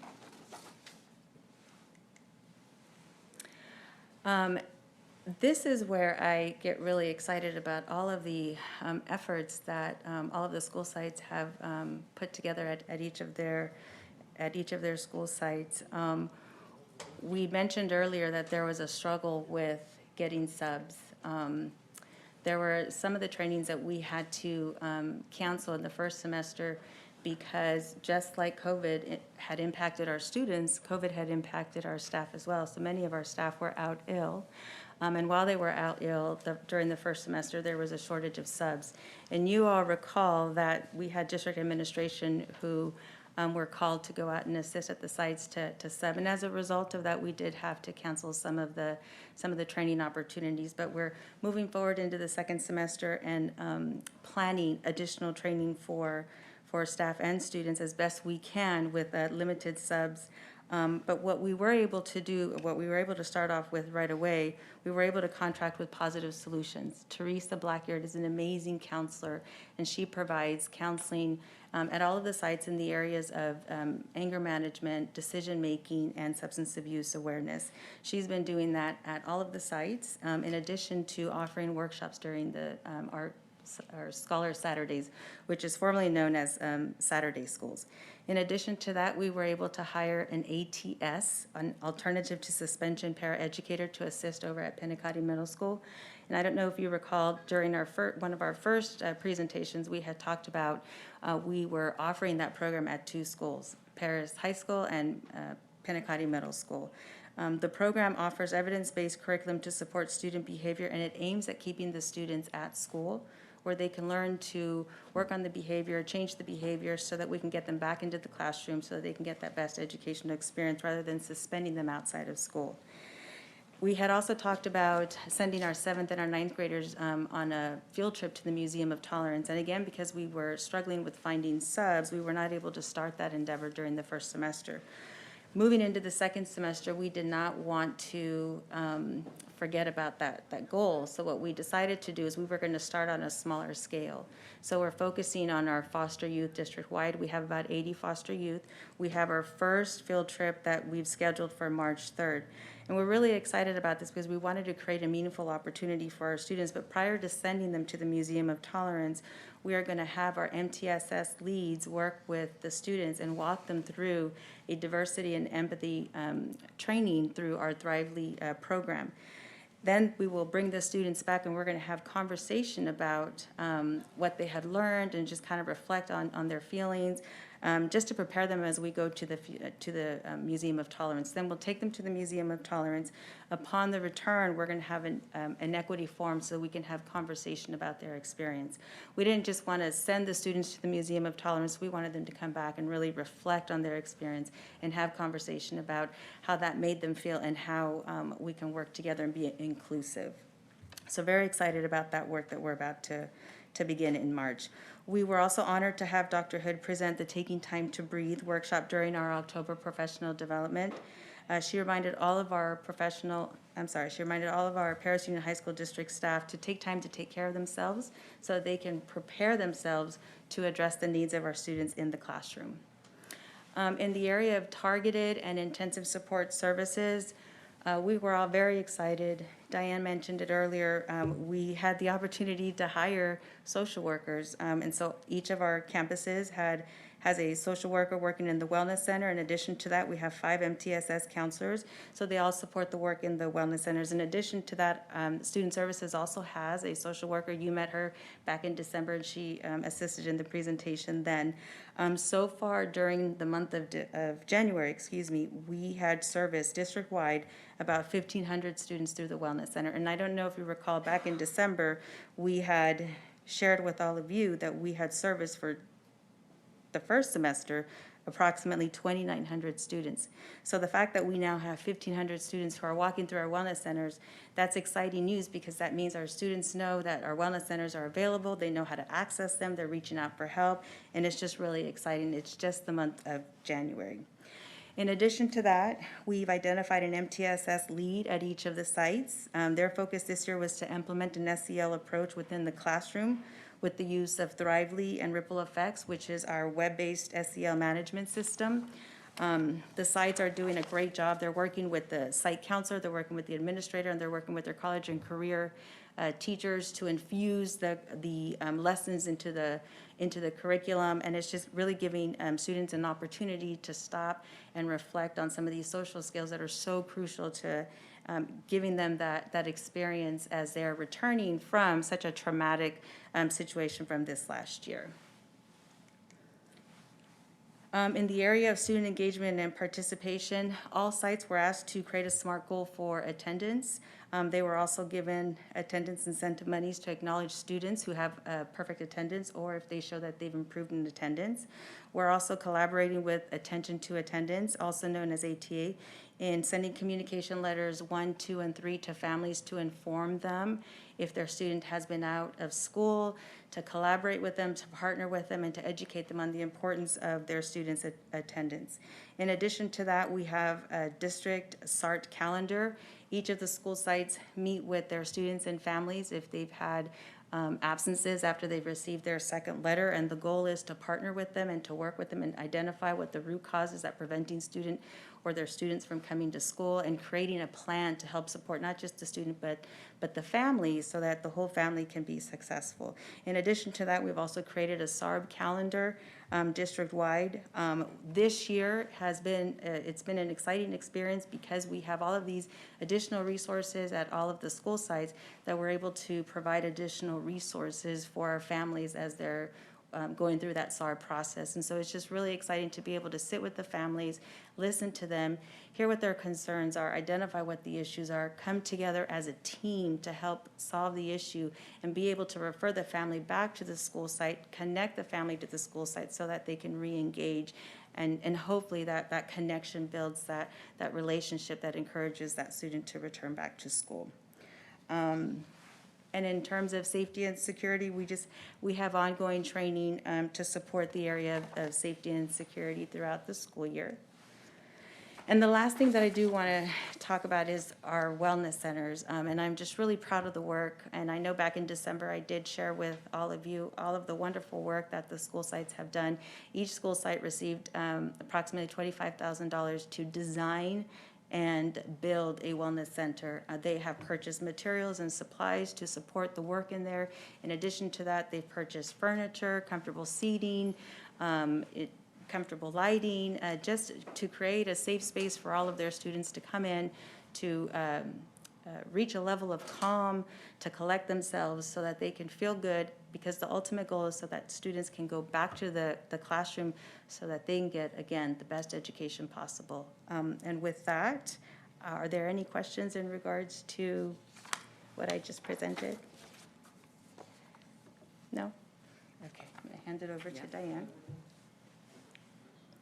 No, thank you very much. That was huge. All of our LCAP goals are very important, but this year, Goal 3 has really taken the the lion's share of resources and attention, just because of students coming back from distance learning. So I have to applaud, Dr. Garcia and all of the folks that have been able to pull all of this off, and all of our ed services team. So it's very, a lot of heavy lifting. But with that, I'm going to conclude with our LCAP Goal 4, because our parent participation engagement is also very important. So our metrics that we use to cover LCAP Goal 4 is really our parent participation on our trainings and workshops. So as Dr. Garcia had mentioned, with distance learning, everything went virtual. So we didn't have any in-person opportunities to train our parents. And so you can see our metric was really the participation in those different events. We have had a sharp decline because of that. And so what we've done this year is we have centralized our community liaisons. And so they have been doing fantastic work. They've been assigned each a school, and they've been hosting virtual workshops. And we partnered with Riverside County Mental Health, as well as the DA's office. And so we continue to offer virtual trainings for our parents. So that continues to move forward. We hope to continue to, by the end of this year, we hope to see those numbers double. And so we'll be doing that in our June presentation. We continue to have at least one of our lovely parents from Paloma serve on our Community Advisory Committee for Special Education. So our goal is always to at least have one, but we're shooting for two. But we work with Mr. Elzabady to recruit some more parents to be involved in that process. As Dr. Garcia had mentioned, and we will be administering the Healthy Kids Survey for our parents as well as our staff this spring. So we'll have some information to report out to you in June on our LCAP. We also use social media to promote and to share information with our parents, and so we've seen a huge increase. Obviously, that was one of our ways to disseminate information for the last year and a half or 2 years under COVID, and so you can see that we've had quite a bit of jump with our Facebook, Twitter, and Instagram followers for this year. We continue to see an increase in our parent portal. So that's a platform for parents to access their student information. So currently we have 10,000, so we're very excited to continue to support the parents in those efforts as well. So that's our current status as far as the metrics. So we have 4 actions that we look at. 4.1 is our parent-teacher communication. This is some of the work that we started prior to COVID in really working with the staff to develop a leadership team or a district team to be able to work with parents and teachers to be able to improve the communication flow. So we will, but given COVID and distance learning and all of the requirements on teachers, we kind of put this on hold for now. But we are looking through our Pele team at the district level to be able to bring in a focus group of teachers and parents to be able to work on effective two-way communication. Our parent leadership, these are the workshops that I had mentioned. We continue to provide those virtually, and we'll continue to report back to you in June on that. Our community engagement outreach, we continue to work with the City of Paris and also in Menifee to be able to provide and partner with their resources, events, and activities. And we have our community engagement specialist is funded out of this particular action, and she works with both cities to be able to continue that work. 4.4, this is our two-way communication. This goes back to our social media, being able to continue that support, with our contracts to be able to post on Facebook, Instagram, and so we continue to use that platform, Blackboard. We're looking at expanding some opportunities that we'll be working with tech to make sure that we can provide some more information flow for our parents as well. So with that concludes our presentation for tonight. So what I wanted to share with you what's coming up next is in June, we will be providing the final numbers of our LCAP. And we are entering a new 3-year LCAP document. And so in June, the first part of June, we'll be reporting out the final metrics on all of our goals. We will make that very efficient and expedient because you've heard all of the metrics, but now we're just going to report out the final data and then share with you what our next steps are based on the feedback from our parent advisories as feedback from the board and our community. So that will be our next step. So we'll see you back in June to let you know how we did final, and then get ready for our next 3-year plan. Any questions? Awesome. Okay, that's great. Thank you so much. Thank you, ladies.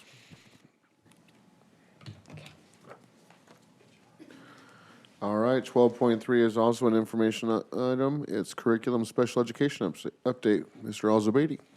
Thank you so much, President Nelson. Good evening, everyone. President Nelson, board members, Superintendent Bennett, Cabinet, thank you for this opportunity. I'm going to see if I can work this clicker. Oh, wait, we have to turn it on. Did you turn it off on Yeah, purpose? sorry. That wasn't nice. That was a test. Okay. So I'm going to just jump right in. We roughly now currently have 1,600 students qualifying for special education in our district. Currently, there are 10 students in assessment. And before I even move on any further, I just have to have a huge, huge shout out to all of our special education teachers, our general education teachers, our paraprofessionals, our paraeducators, my goodness, our related service providers. I won't list all of them, but we are just so thankful to have such amazing, I'm going to use Kirk's word, awesome team members. We cannot do this job without them. There is no question about that. And I just wanted to share some numbers with all of you. I'm going to be very brief about this. But when you take a look at the trend from 2014 to 2015, we roughly had about 843 special ed students. As I mentioned earlier, currently we have 1,600 students. That's a 90% increase in growth already. 90% increase in growth for special education for our district from that span of time. When you take a look at in terms of what's going on, so here's the general education stats for you for our gen ed side of the house. And then I'm going to move over to the next slide. And you're going to take a look at, again, here's kind of the breakdown for you in terms of what's going on in terms of our African American students, our Hispanic and Latino students, and then our Caucasian students. And please stop me at any point if you have any questions. I'm going to keep going.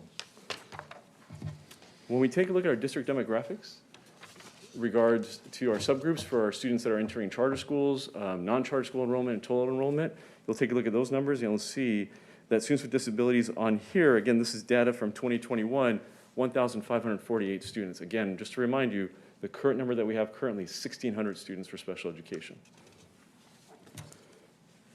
So where are our students in terms of eligibility? What's going on here, right? And so when we take a look at eligibility, 162 of our students qualify under autism or the autism spectrum, about 857 students under specific learning disability, other health impairment. So these are our students that are qualifying under attention deficit hyperactivity disorder, epilepsy, and anxiety. Yes, sir. Like you, I've noticed the drastic increase. Like when I first started at the board, it was 10%. Now you're saying 14%. Is there any particular area of special education that seems to be rising more like than the others, like perhaps autism or whatever? Yeah, as you can see, we are really seeing that trend with our specific learning disability and then the other health impairment piece. And that's that piece with the anxiety. We are having kids at alarming rates deal with trauma that is just continuously growing. And yes, sir, Ms. Stafford. My question is, once someone goes in, say they have anxiety or the trauma, do they ever come out of special ed, or are they always going to be in special ed? Absolutely. So we're always reassessing every 3 years. Okay. And we're looking at those interventions. We're trying to figure out what we can do at the lowest level in terms of those supports before we even get into that special ed realm. Okay. Absolutely. And then we're also taking a look at how do we backward chain that and get those kids the services without having to be in special education classes. Is any of this increase attributed to the better diagnostics? Very much so. From the people, the staff Very much people? so, yeah. About every 2 to 3 years, our standardized measures change in a sense, and so that helps us get a better picture of our students. And no standardized measure alone is utilized in determining eligibility for special ed. We look at observations, we look at interviews, we go into the classrooms, we talk to parents, we look at everything, and we make sure that we've looked at everything. And there's certain prongs that we have to look at prior to making sure that that child qualifies. Thank you. Absolutely. And so we also take a look at emotional disturbance. 68 of our students qualify for emotional disturbance. And one of the criteria for emotional disturbance is depression. So we're looking at high rates, again, of depression and anxiety. So when we take a look at special ed students by site, you'll notice that right column that has all those numbers there for you. And I'm going to do something really quick here. I'm going to go through the good news, and then we're going to talk about some of those numbers really quick. Good news, our students are back in school. Thank goodness. We have Thrively, we have PaperCo, we're connecting with peers. My goodness, Dr. Garcia and Diane made, with the wellness centers, what we're doing with our social workers, our social work interns, our educational-related mental health department is really, really supporting our kids.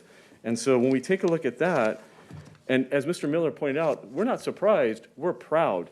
Because when you take a look at these numbers that Ms. Zerold had pointed out just a few months back, look what happened in the past and what's going on now. In terms of our F data rate from 36% to 19%, that's huge. That's huge. When we take a look at math, 42% to 26%. Science, 39% to 24%. Social science, 38% to 26%. And so when you take a look at those numbers, we're not surprised. We've got amazing teachers, we've got amazing staff, we've got amazing paraeducators that's making this change happen for our students. I am not going to read every one of these slides, but you'll notice that there's a couple things on here. When you look at total special ed students per site, that's that number on top in bold. And then when we look at our mod to severe population and our students in our C's classroom or the social emotional academic support classroom, those numbers. I'm going to skip through all these for you because I know you have that there and you can take a look at those at your leisure. My apologies. The big change for us is Pathways. That school has continued to grow. We're now supporting 98 students there, and it's still projected to grow again for next year. So, and at CMI, again, 23 students. County, currently there are programs in the county that we still contract with. We have 52 total special ed students there. 17 in the autism program, the medically fragile program, have 18 of our students. 5 of our students in the deaf and hard of hearing students. And unfortunately, 12 of our students at this time have been expelled and they're in other programs. And we want to get those students back. We're making sure that we're providing them support so we get those students back to us. Okay, so what's to come? We're training staff on the updated IEP forms. We are looking at making sure that we get our paraeducators, our administrators, our teachers, our campus supervisors, our related service providers in PROACT so we can really hone in on de-escalation tactics and techniques. And as a last resort, utilizing principles if we ever have to put hands on a student. And it's always at a last resort. So we also are putting together professional developments for all of our staff in terms of the IEP A to Z, behavior management training, again, PROACT. And PROACT really emphasizes the safety concerns that we have as well so we can make sure that our staff are safe and our students are safe. Our admin designee trainings, manifestation determination trainings, and then intern supervision and support trainings. And I believe that concludes my presentation. Any questions? Mr. Stafford. You're our director of special ed. Yes, sir, I am. Who's currently at PALS? Who's the principal? Mr. Pacheco. Mr. who? Pacheco. Pacheco. Yes, sir. I don't think I've met him. He came to us from Penicotti. We actually stole him from Penicotti. Oh, okay. Yep. He was sitting right next to Ms. Post earlier. Yes, he was. Depends what vision I'm looking Yeah, there you go. at. Absolutely.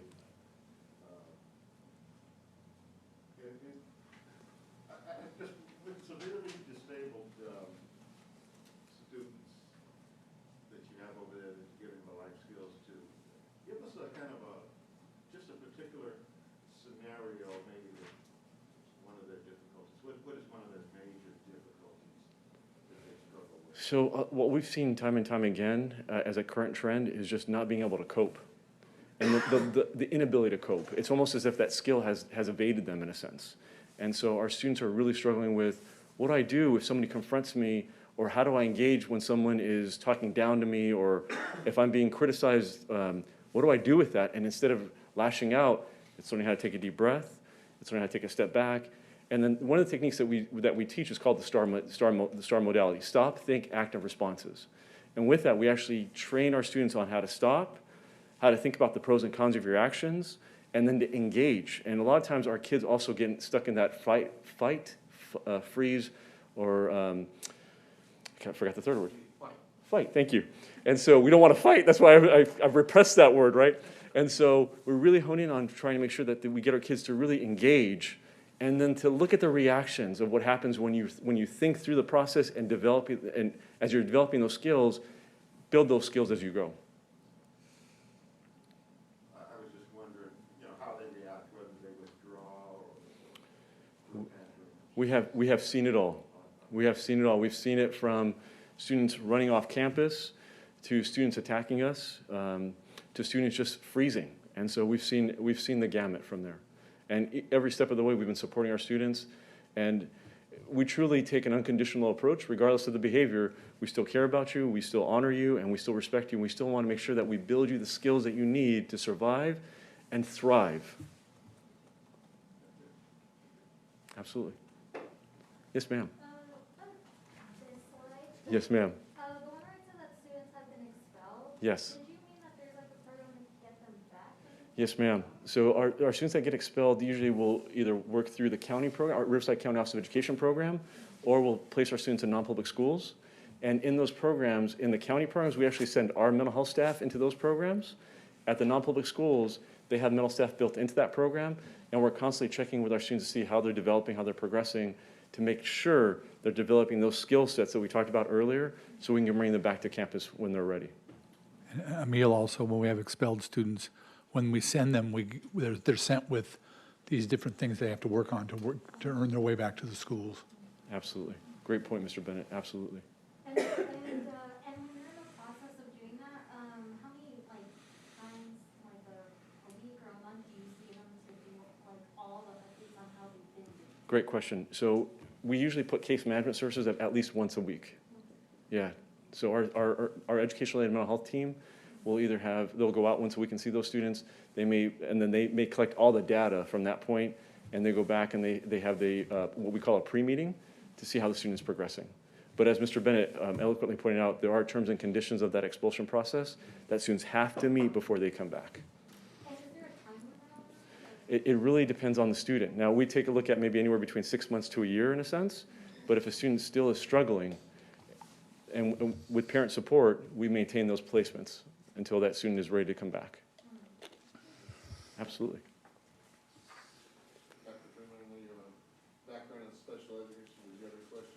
No, I've been very happy with what I've been hearing. Thank you. Thank you, Dr. Freeman. I appreciate it. Thank you, Mr. Elzabady. Thank you very much, Mr. Nelson. Should I turn this off? I don't want to be mean to the next person.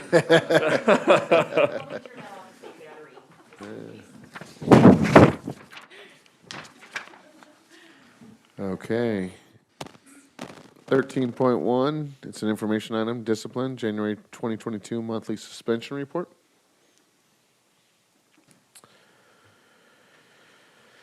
And this is 14.1, it's an action item, general functions, resolution number 1521 to 22. I believe Dr. Rouse needs to leave us for just a little bit.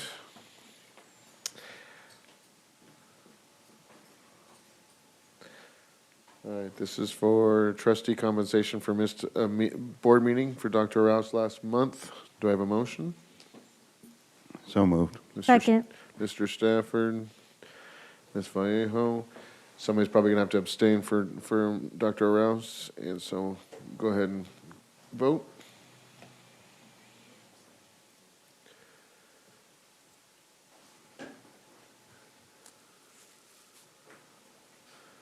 Just, if you can just abstain for him, just click on abstain.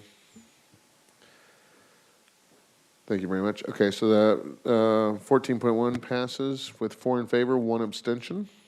So Dr. Rouse can come on back, and it's my turn to join, to go into that. And so, Tony, I believe you may have to take over for the next one. Okay. Do you want to read? I have it here. Next item is 14.2, general functions, resolution 16-21-22, trustee compensation for missed meeting, trustee Nelson. Do I have a motion? So moved. Second. And a second. So trustee Arau with the motion, and the second is by trustee Vallejo. You can go ahead and vote.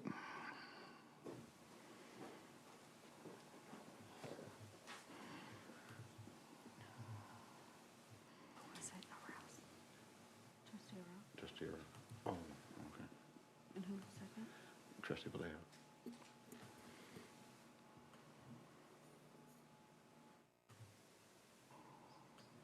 Okay, you can vote now.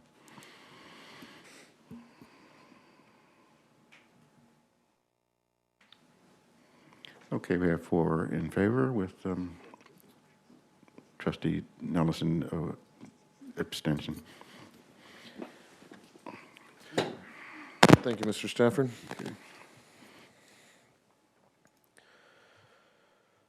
All right, and that leads us to 14.3, which is an action item, General Functions 2022 CSBA Delegate Assembly Election.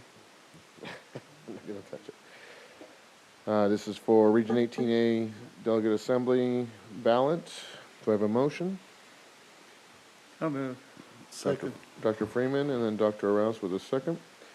I believe they're supposed to have 6 votes for 6 people that are up there, so, and I am one of them, so.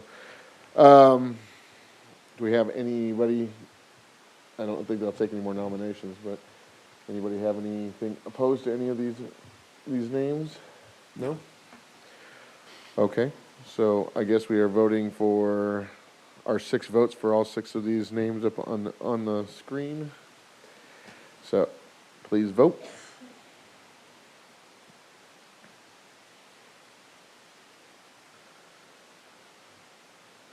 All right. Looks like 14.3 passes, 5 in favor, 0 opposed. 14.4 is an action item, personnel, certificated personnel action items. Do I have a motion?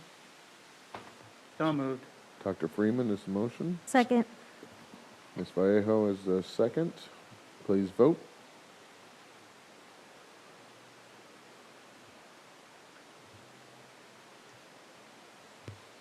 Okay, 14.4 passes, 5 in favor, 0 opposed. 14.5 is an action item as well, personnel, classified personnel action items. Do I have a motion? So moved.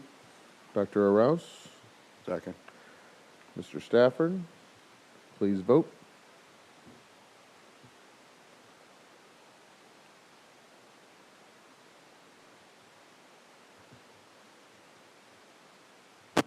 .5 passes, 5 in favor, 0 opposed.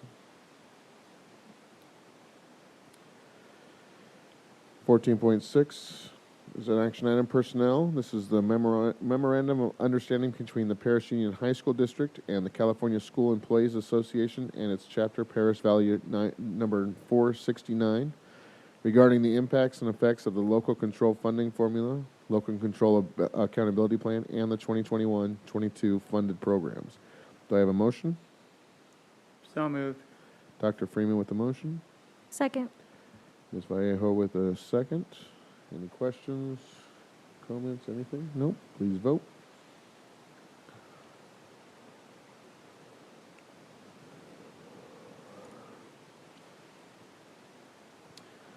.6 passes, 5 in favor, 0 opposed. 14.7 is also an action item. It's the approval of the hourly rate increase for classified employee training. Employee trainee. Do I have a motion? So moved. Second. Dr. Arouse with a motion. Dr. Freeman with the second. Any questions, comments? Nope. Please vote.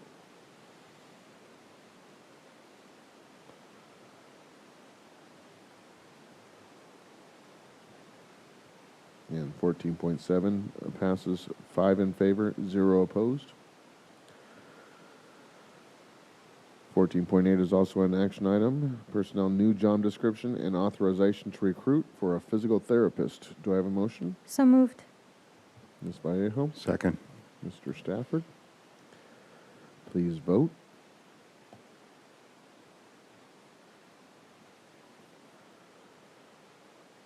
And 14.8 passes, 5 in favor, 0 opposed. 14.9 is an action item, personnel resolution number 18, 21-22, release and or reassignment of administrative certificated employees. Do I have a motion? So moved. Mr. Stafford? Second. Dr. Arouse? Please vote.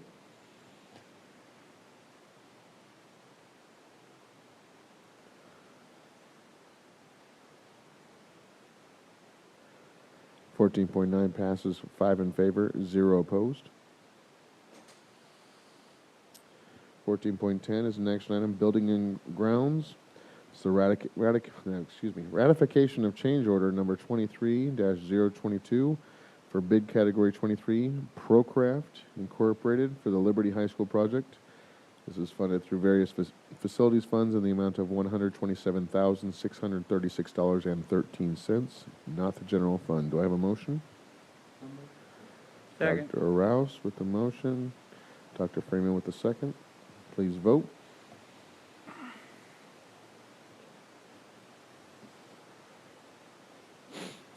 $14.10, building, passes 5 in favor, 0 opposed. 14.11 is is an action item, building and grounds ratification of change order number 28-009 for bid category 28, roadway engineering and contracting incorporated for the Liberty High School project. This is also funded through various facilities funds in the amount of $44,036, not the general fund. Do I have a motion? So moved. Dr. Freeman, Second.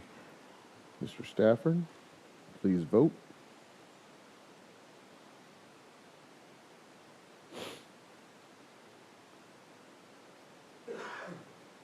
And 14.11 passes 5 in favor, 0 opposed. 14.12 is an action item, building and grounds change order number 21-009 for bid category 21, EJ Enterprises for the Liberty High School project. This is funded through various facilities funds in the amount of $63,672, not the general fund. Do I have a motion? So moved. Second. Mr. Stafford, Ms. Vallejo, please vote.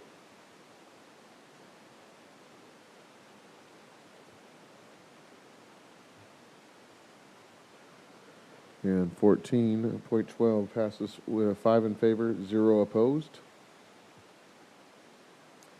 14.13 is an action item, building and grounds, another change order, number 03D-006 for bid category 03D. That's Alcorn Fence Company for the Liberty High School project, funded through various facilities funds in the amount of $415,617.20, not the general fund. Do I have a motion? So moved. Second. Dr. Freeman with the motion, Ms. Vallejo with the second. Please vote.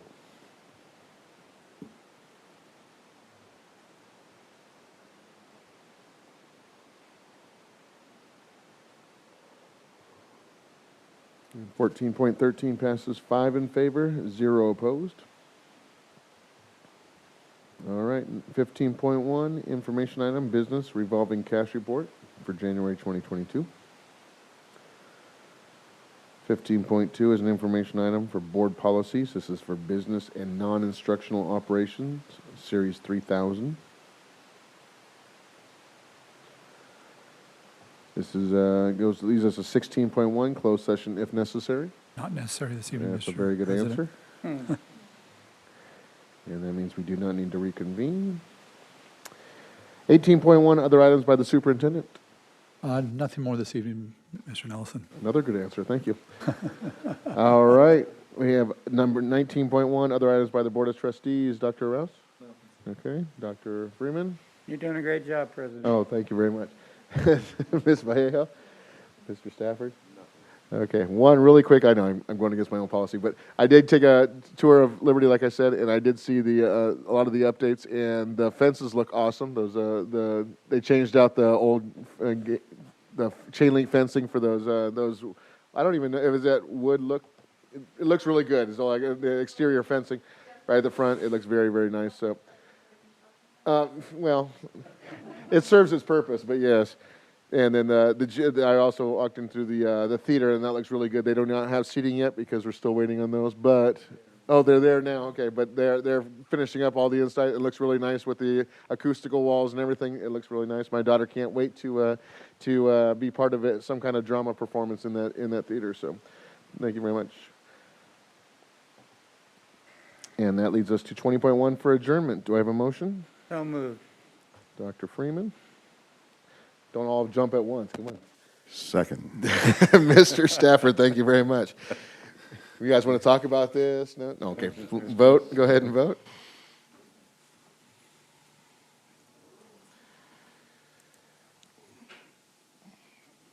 And 20.1 passes 5 in favor, 0 opposed, and we are adjourned at 7:03 PM.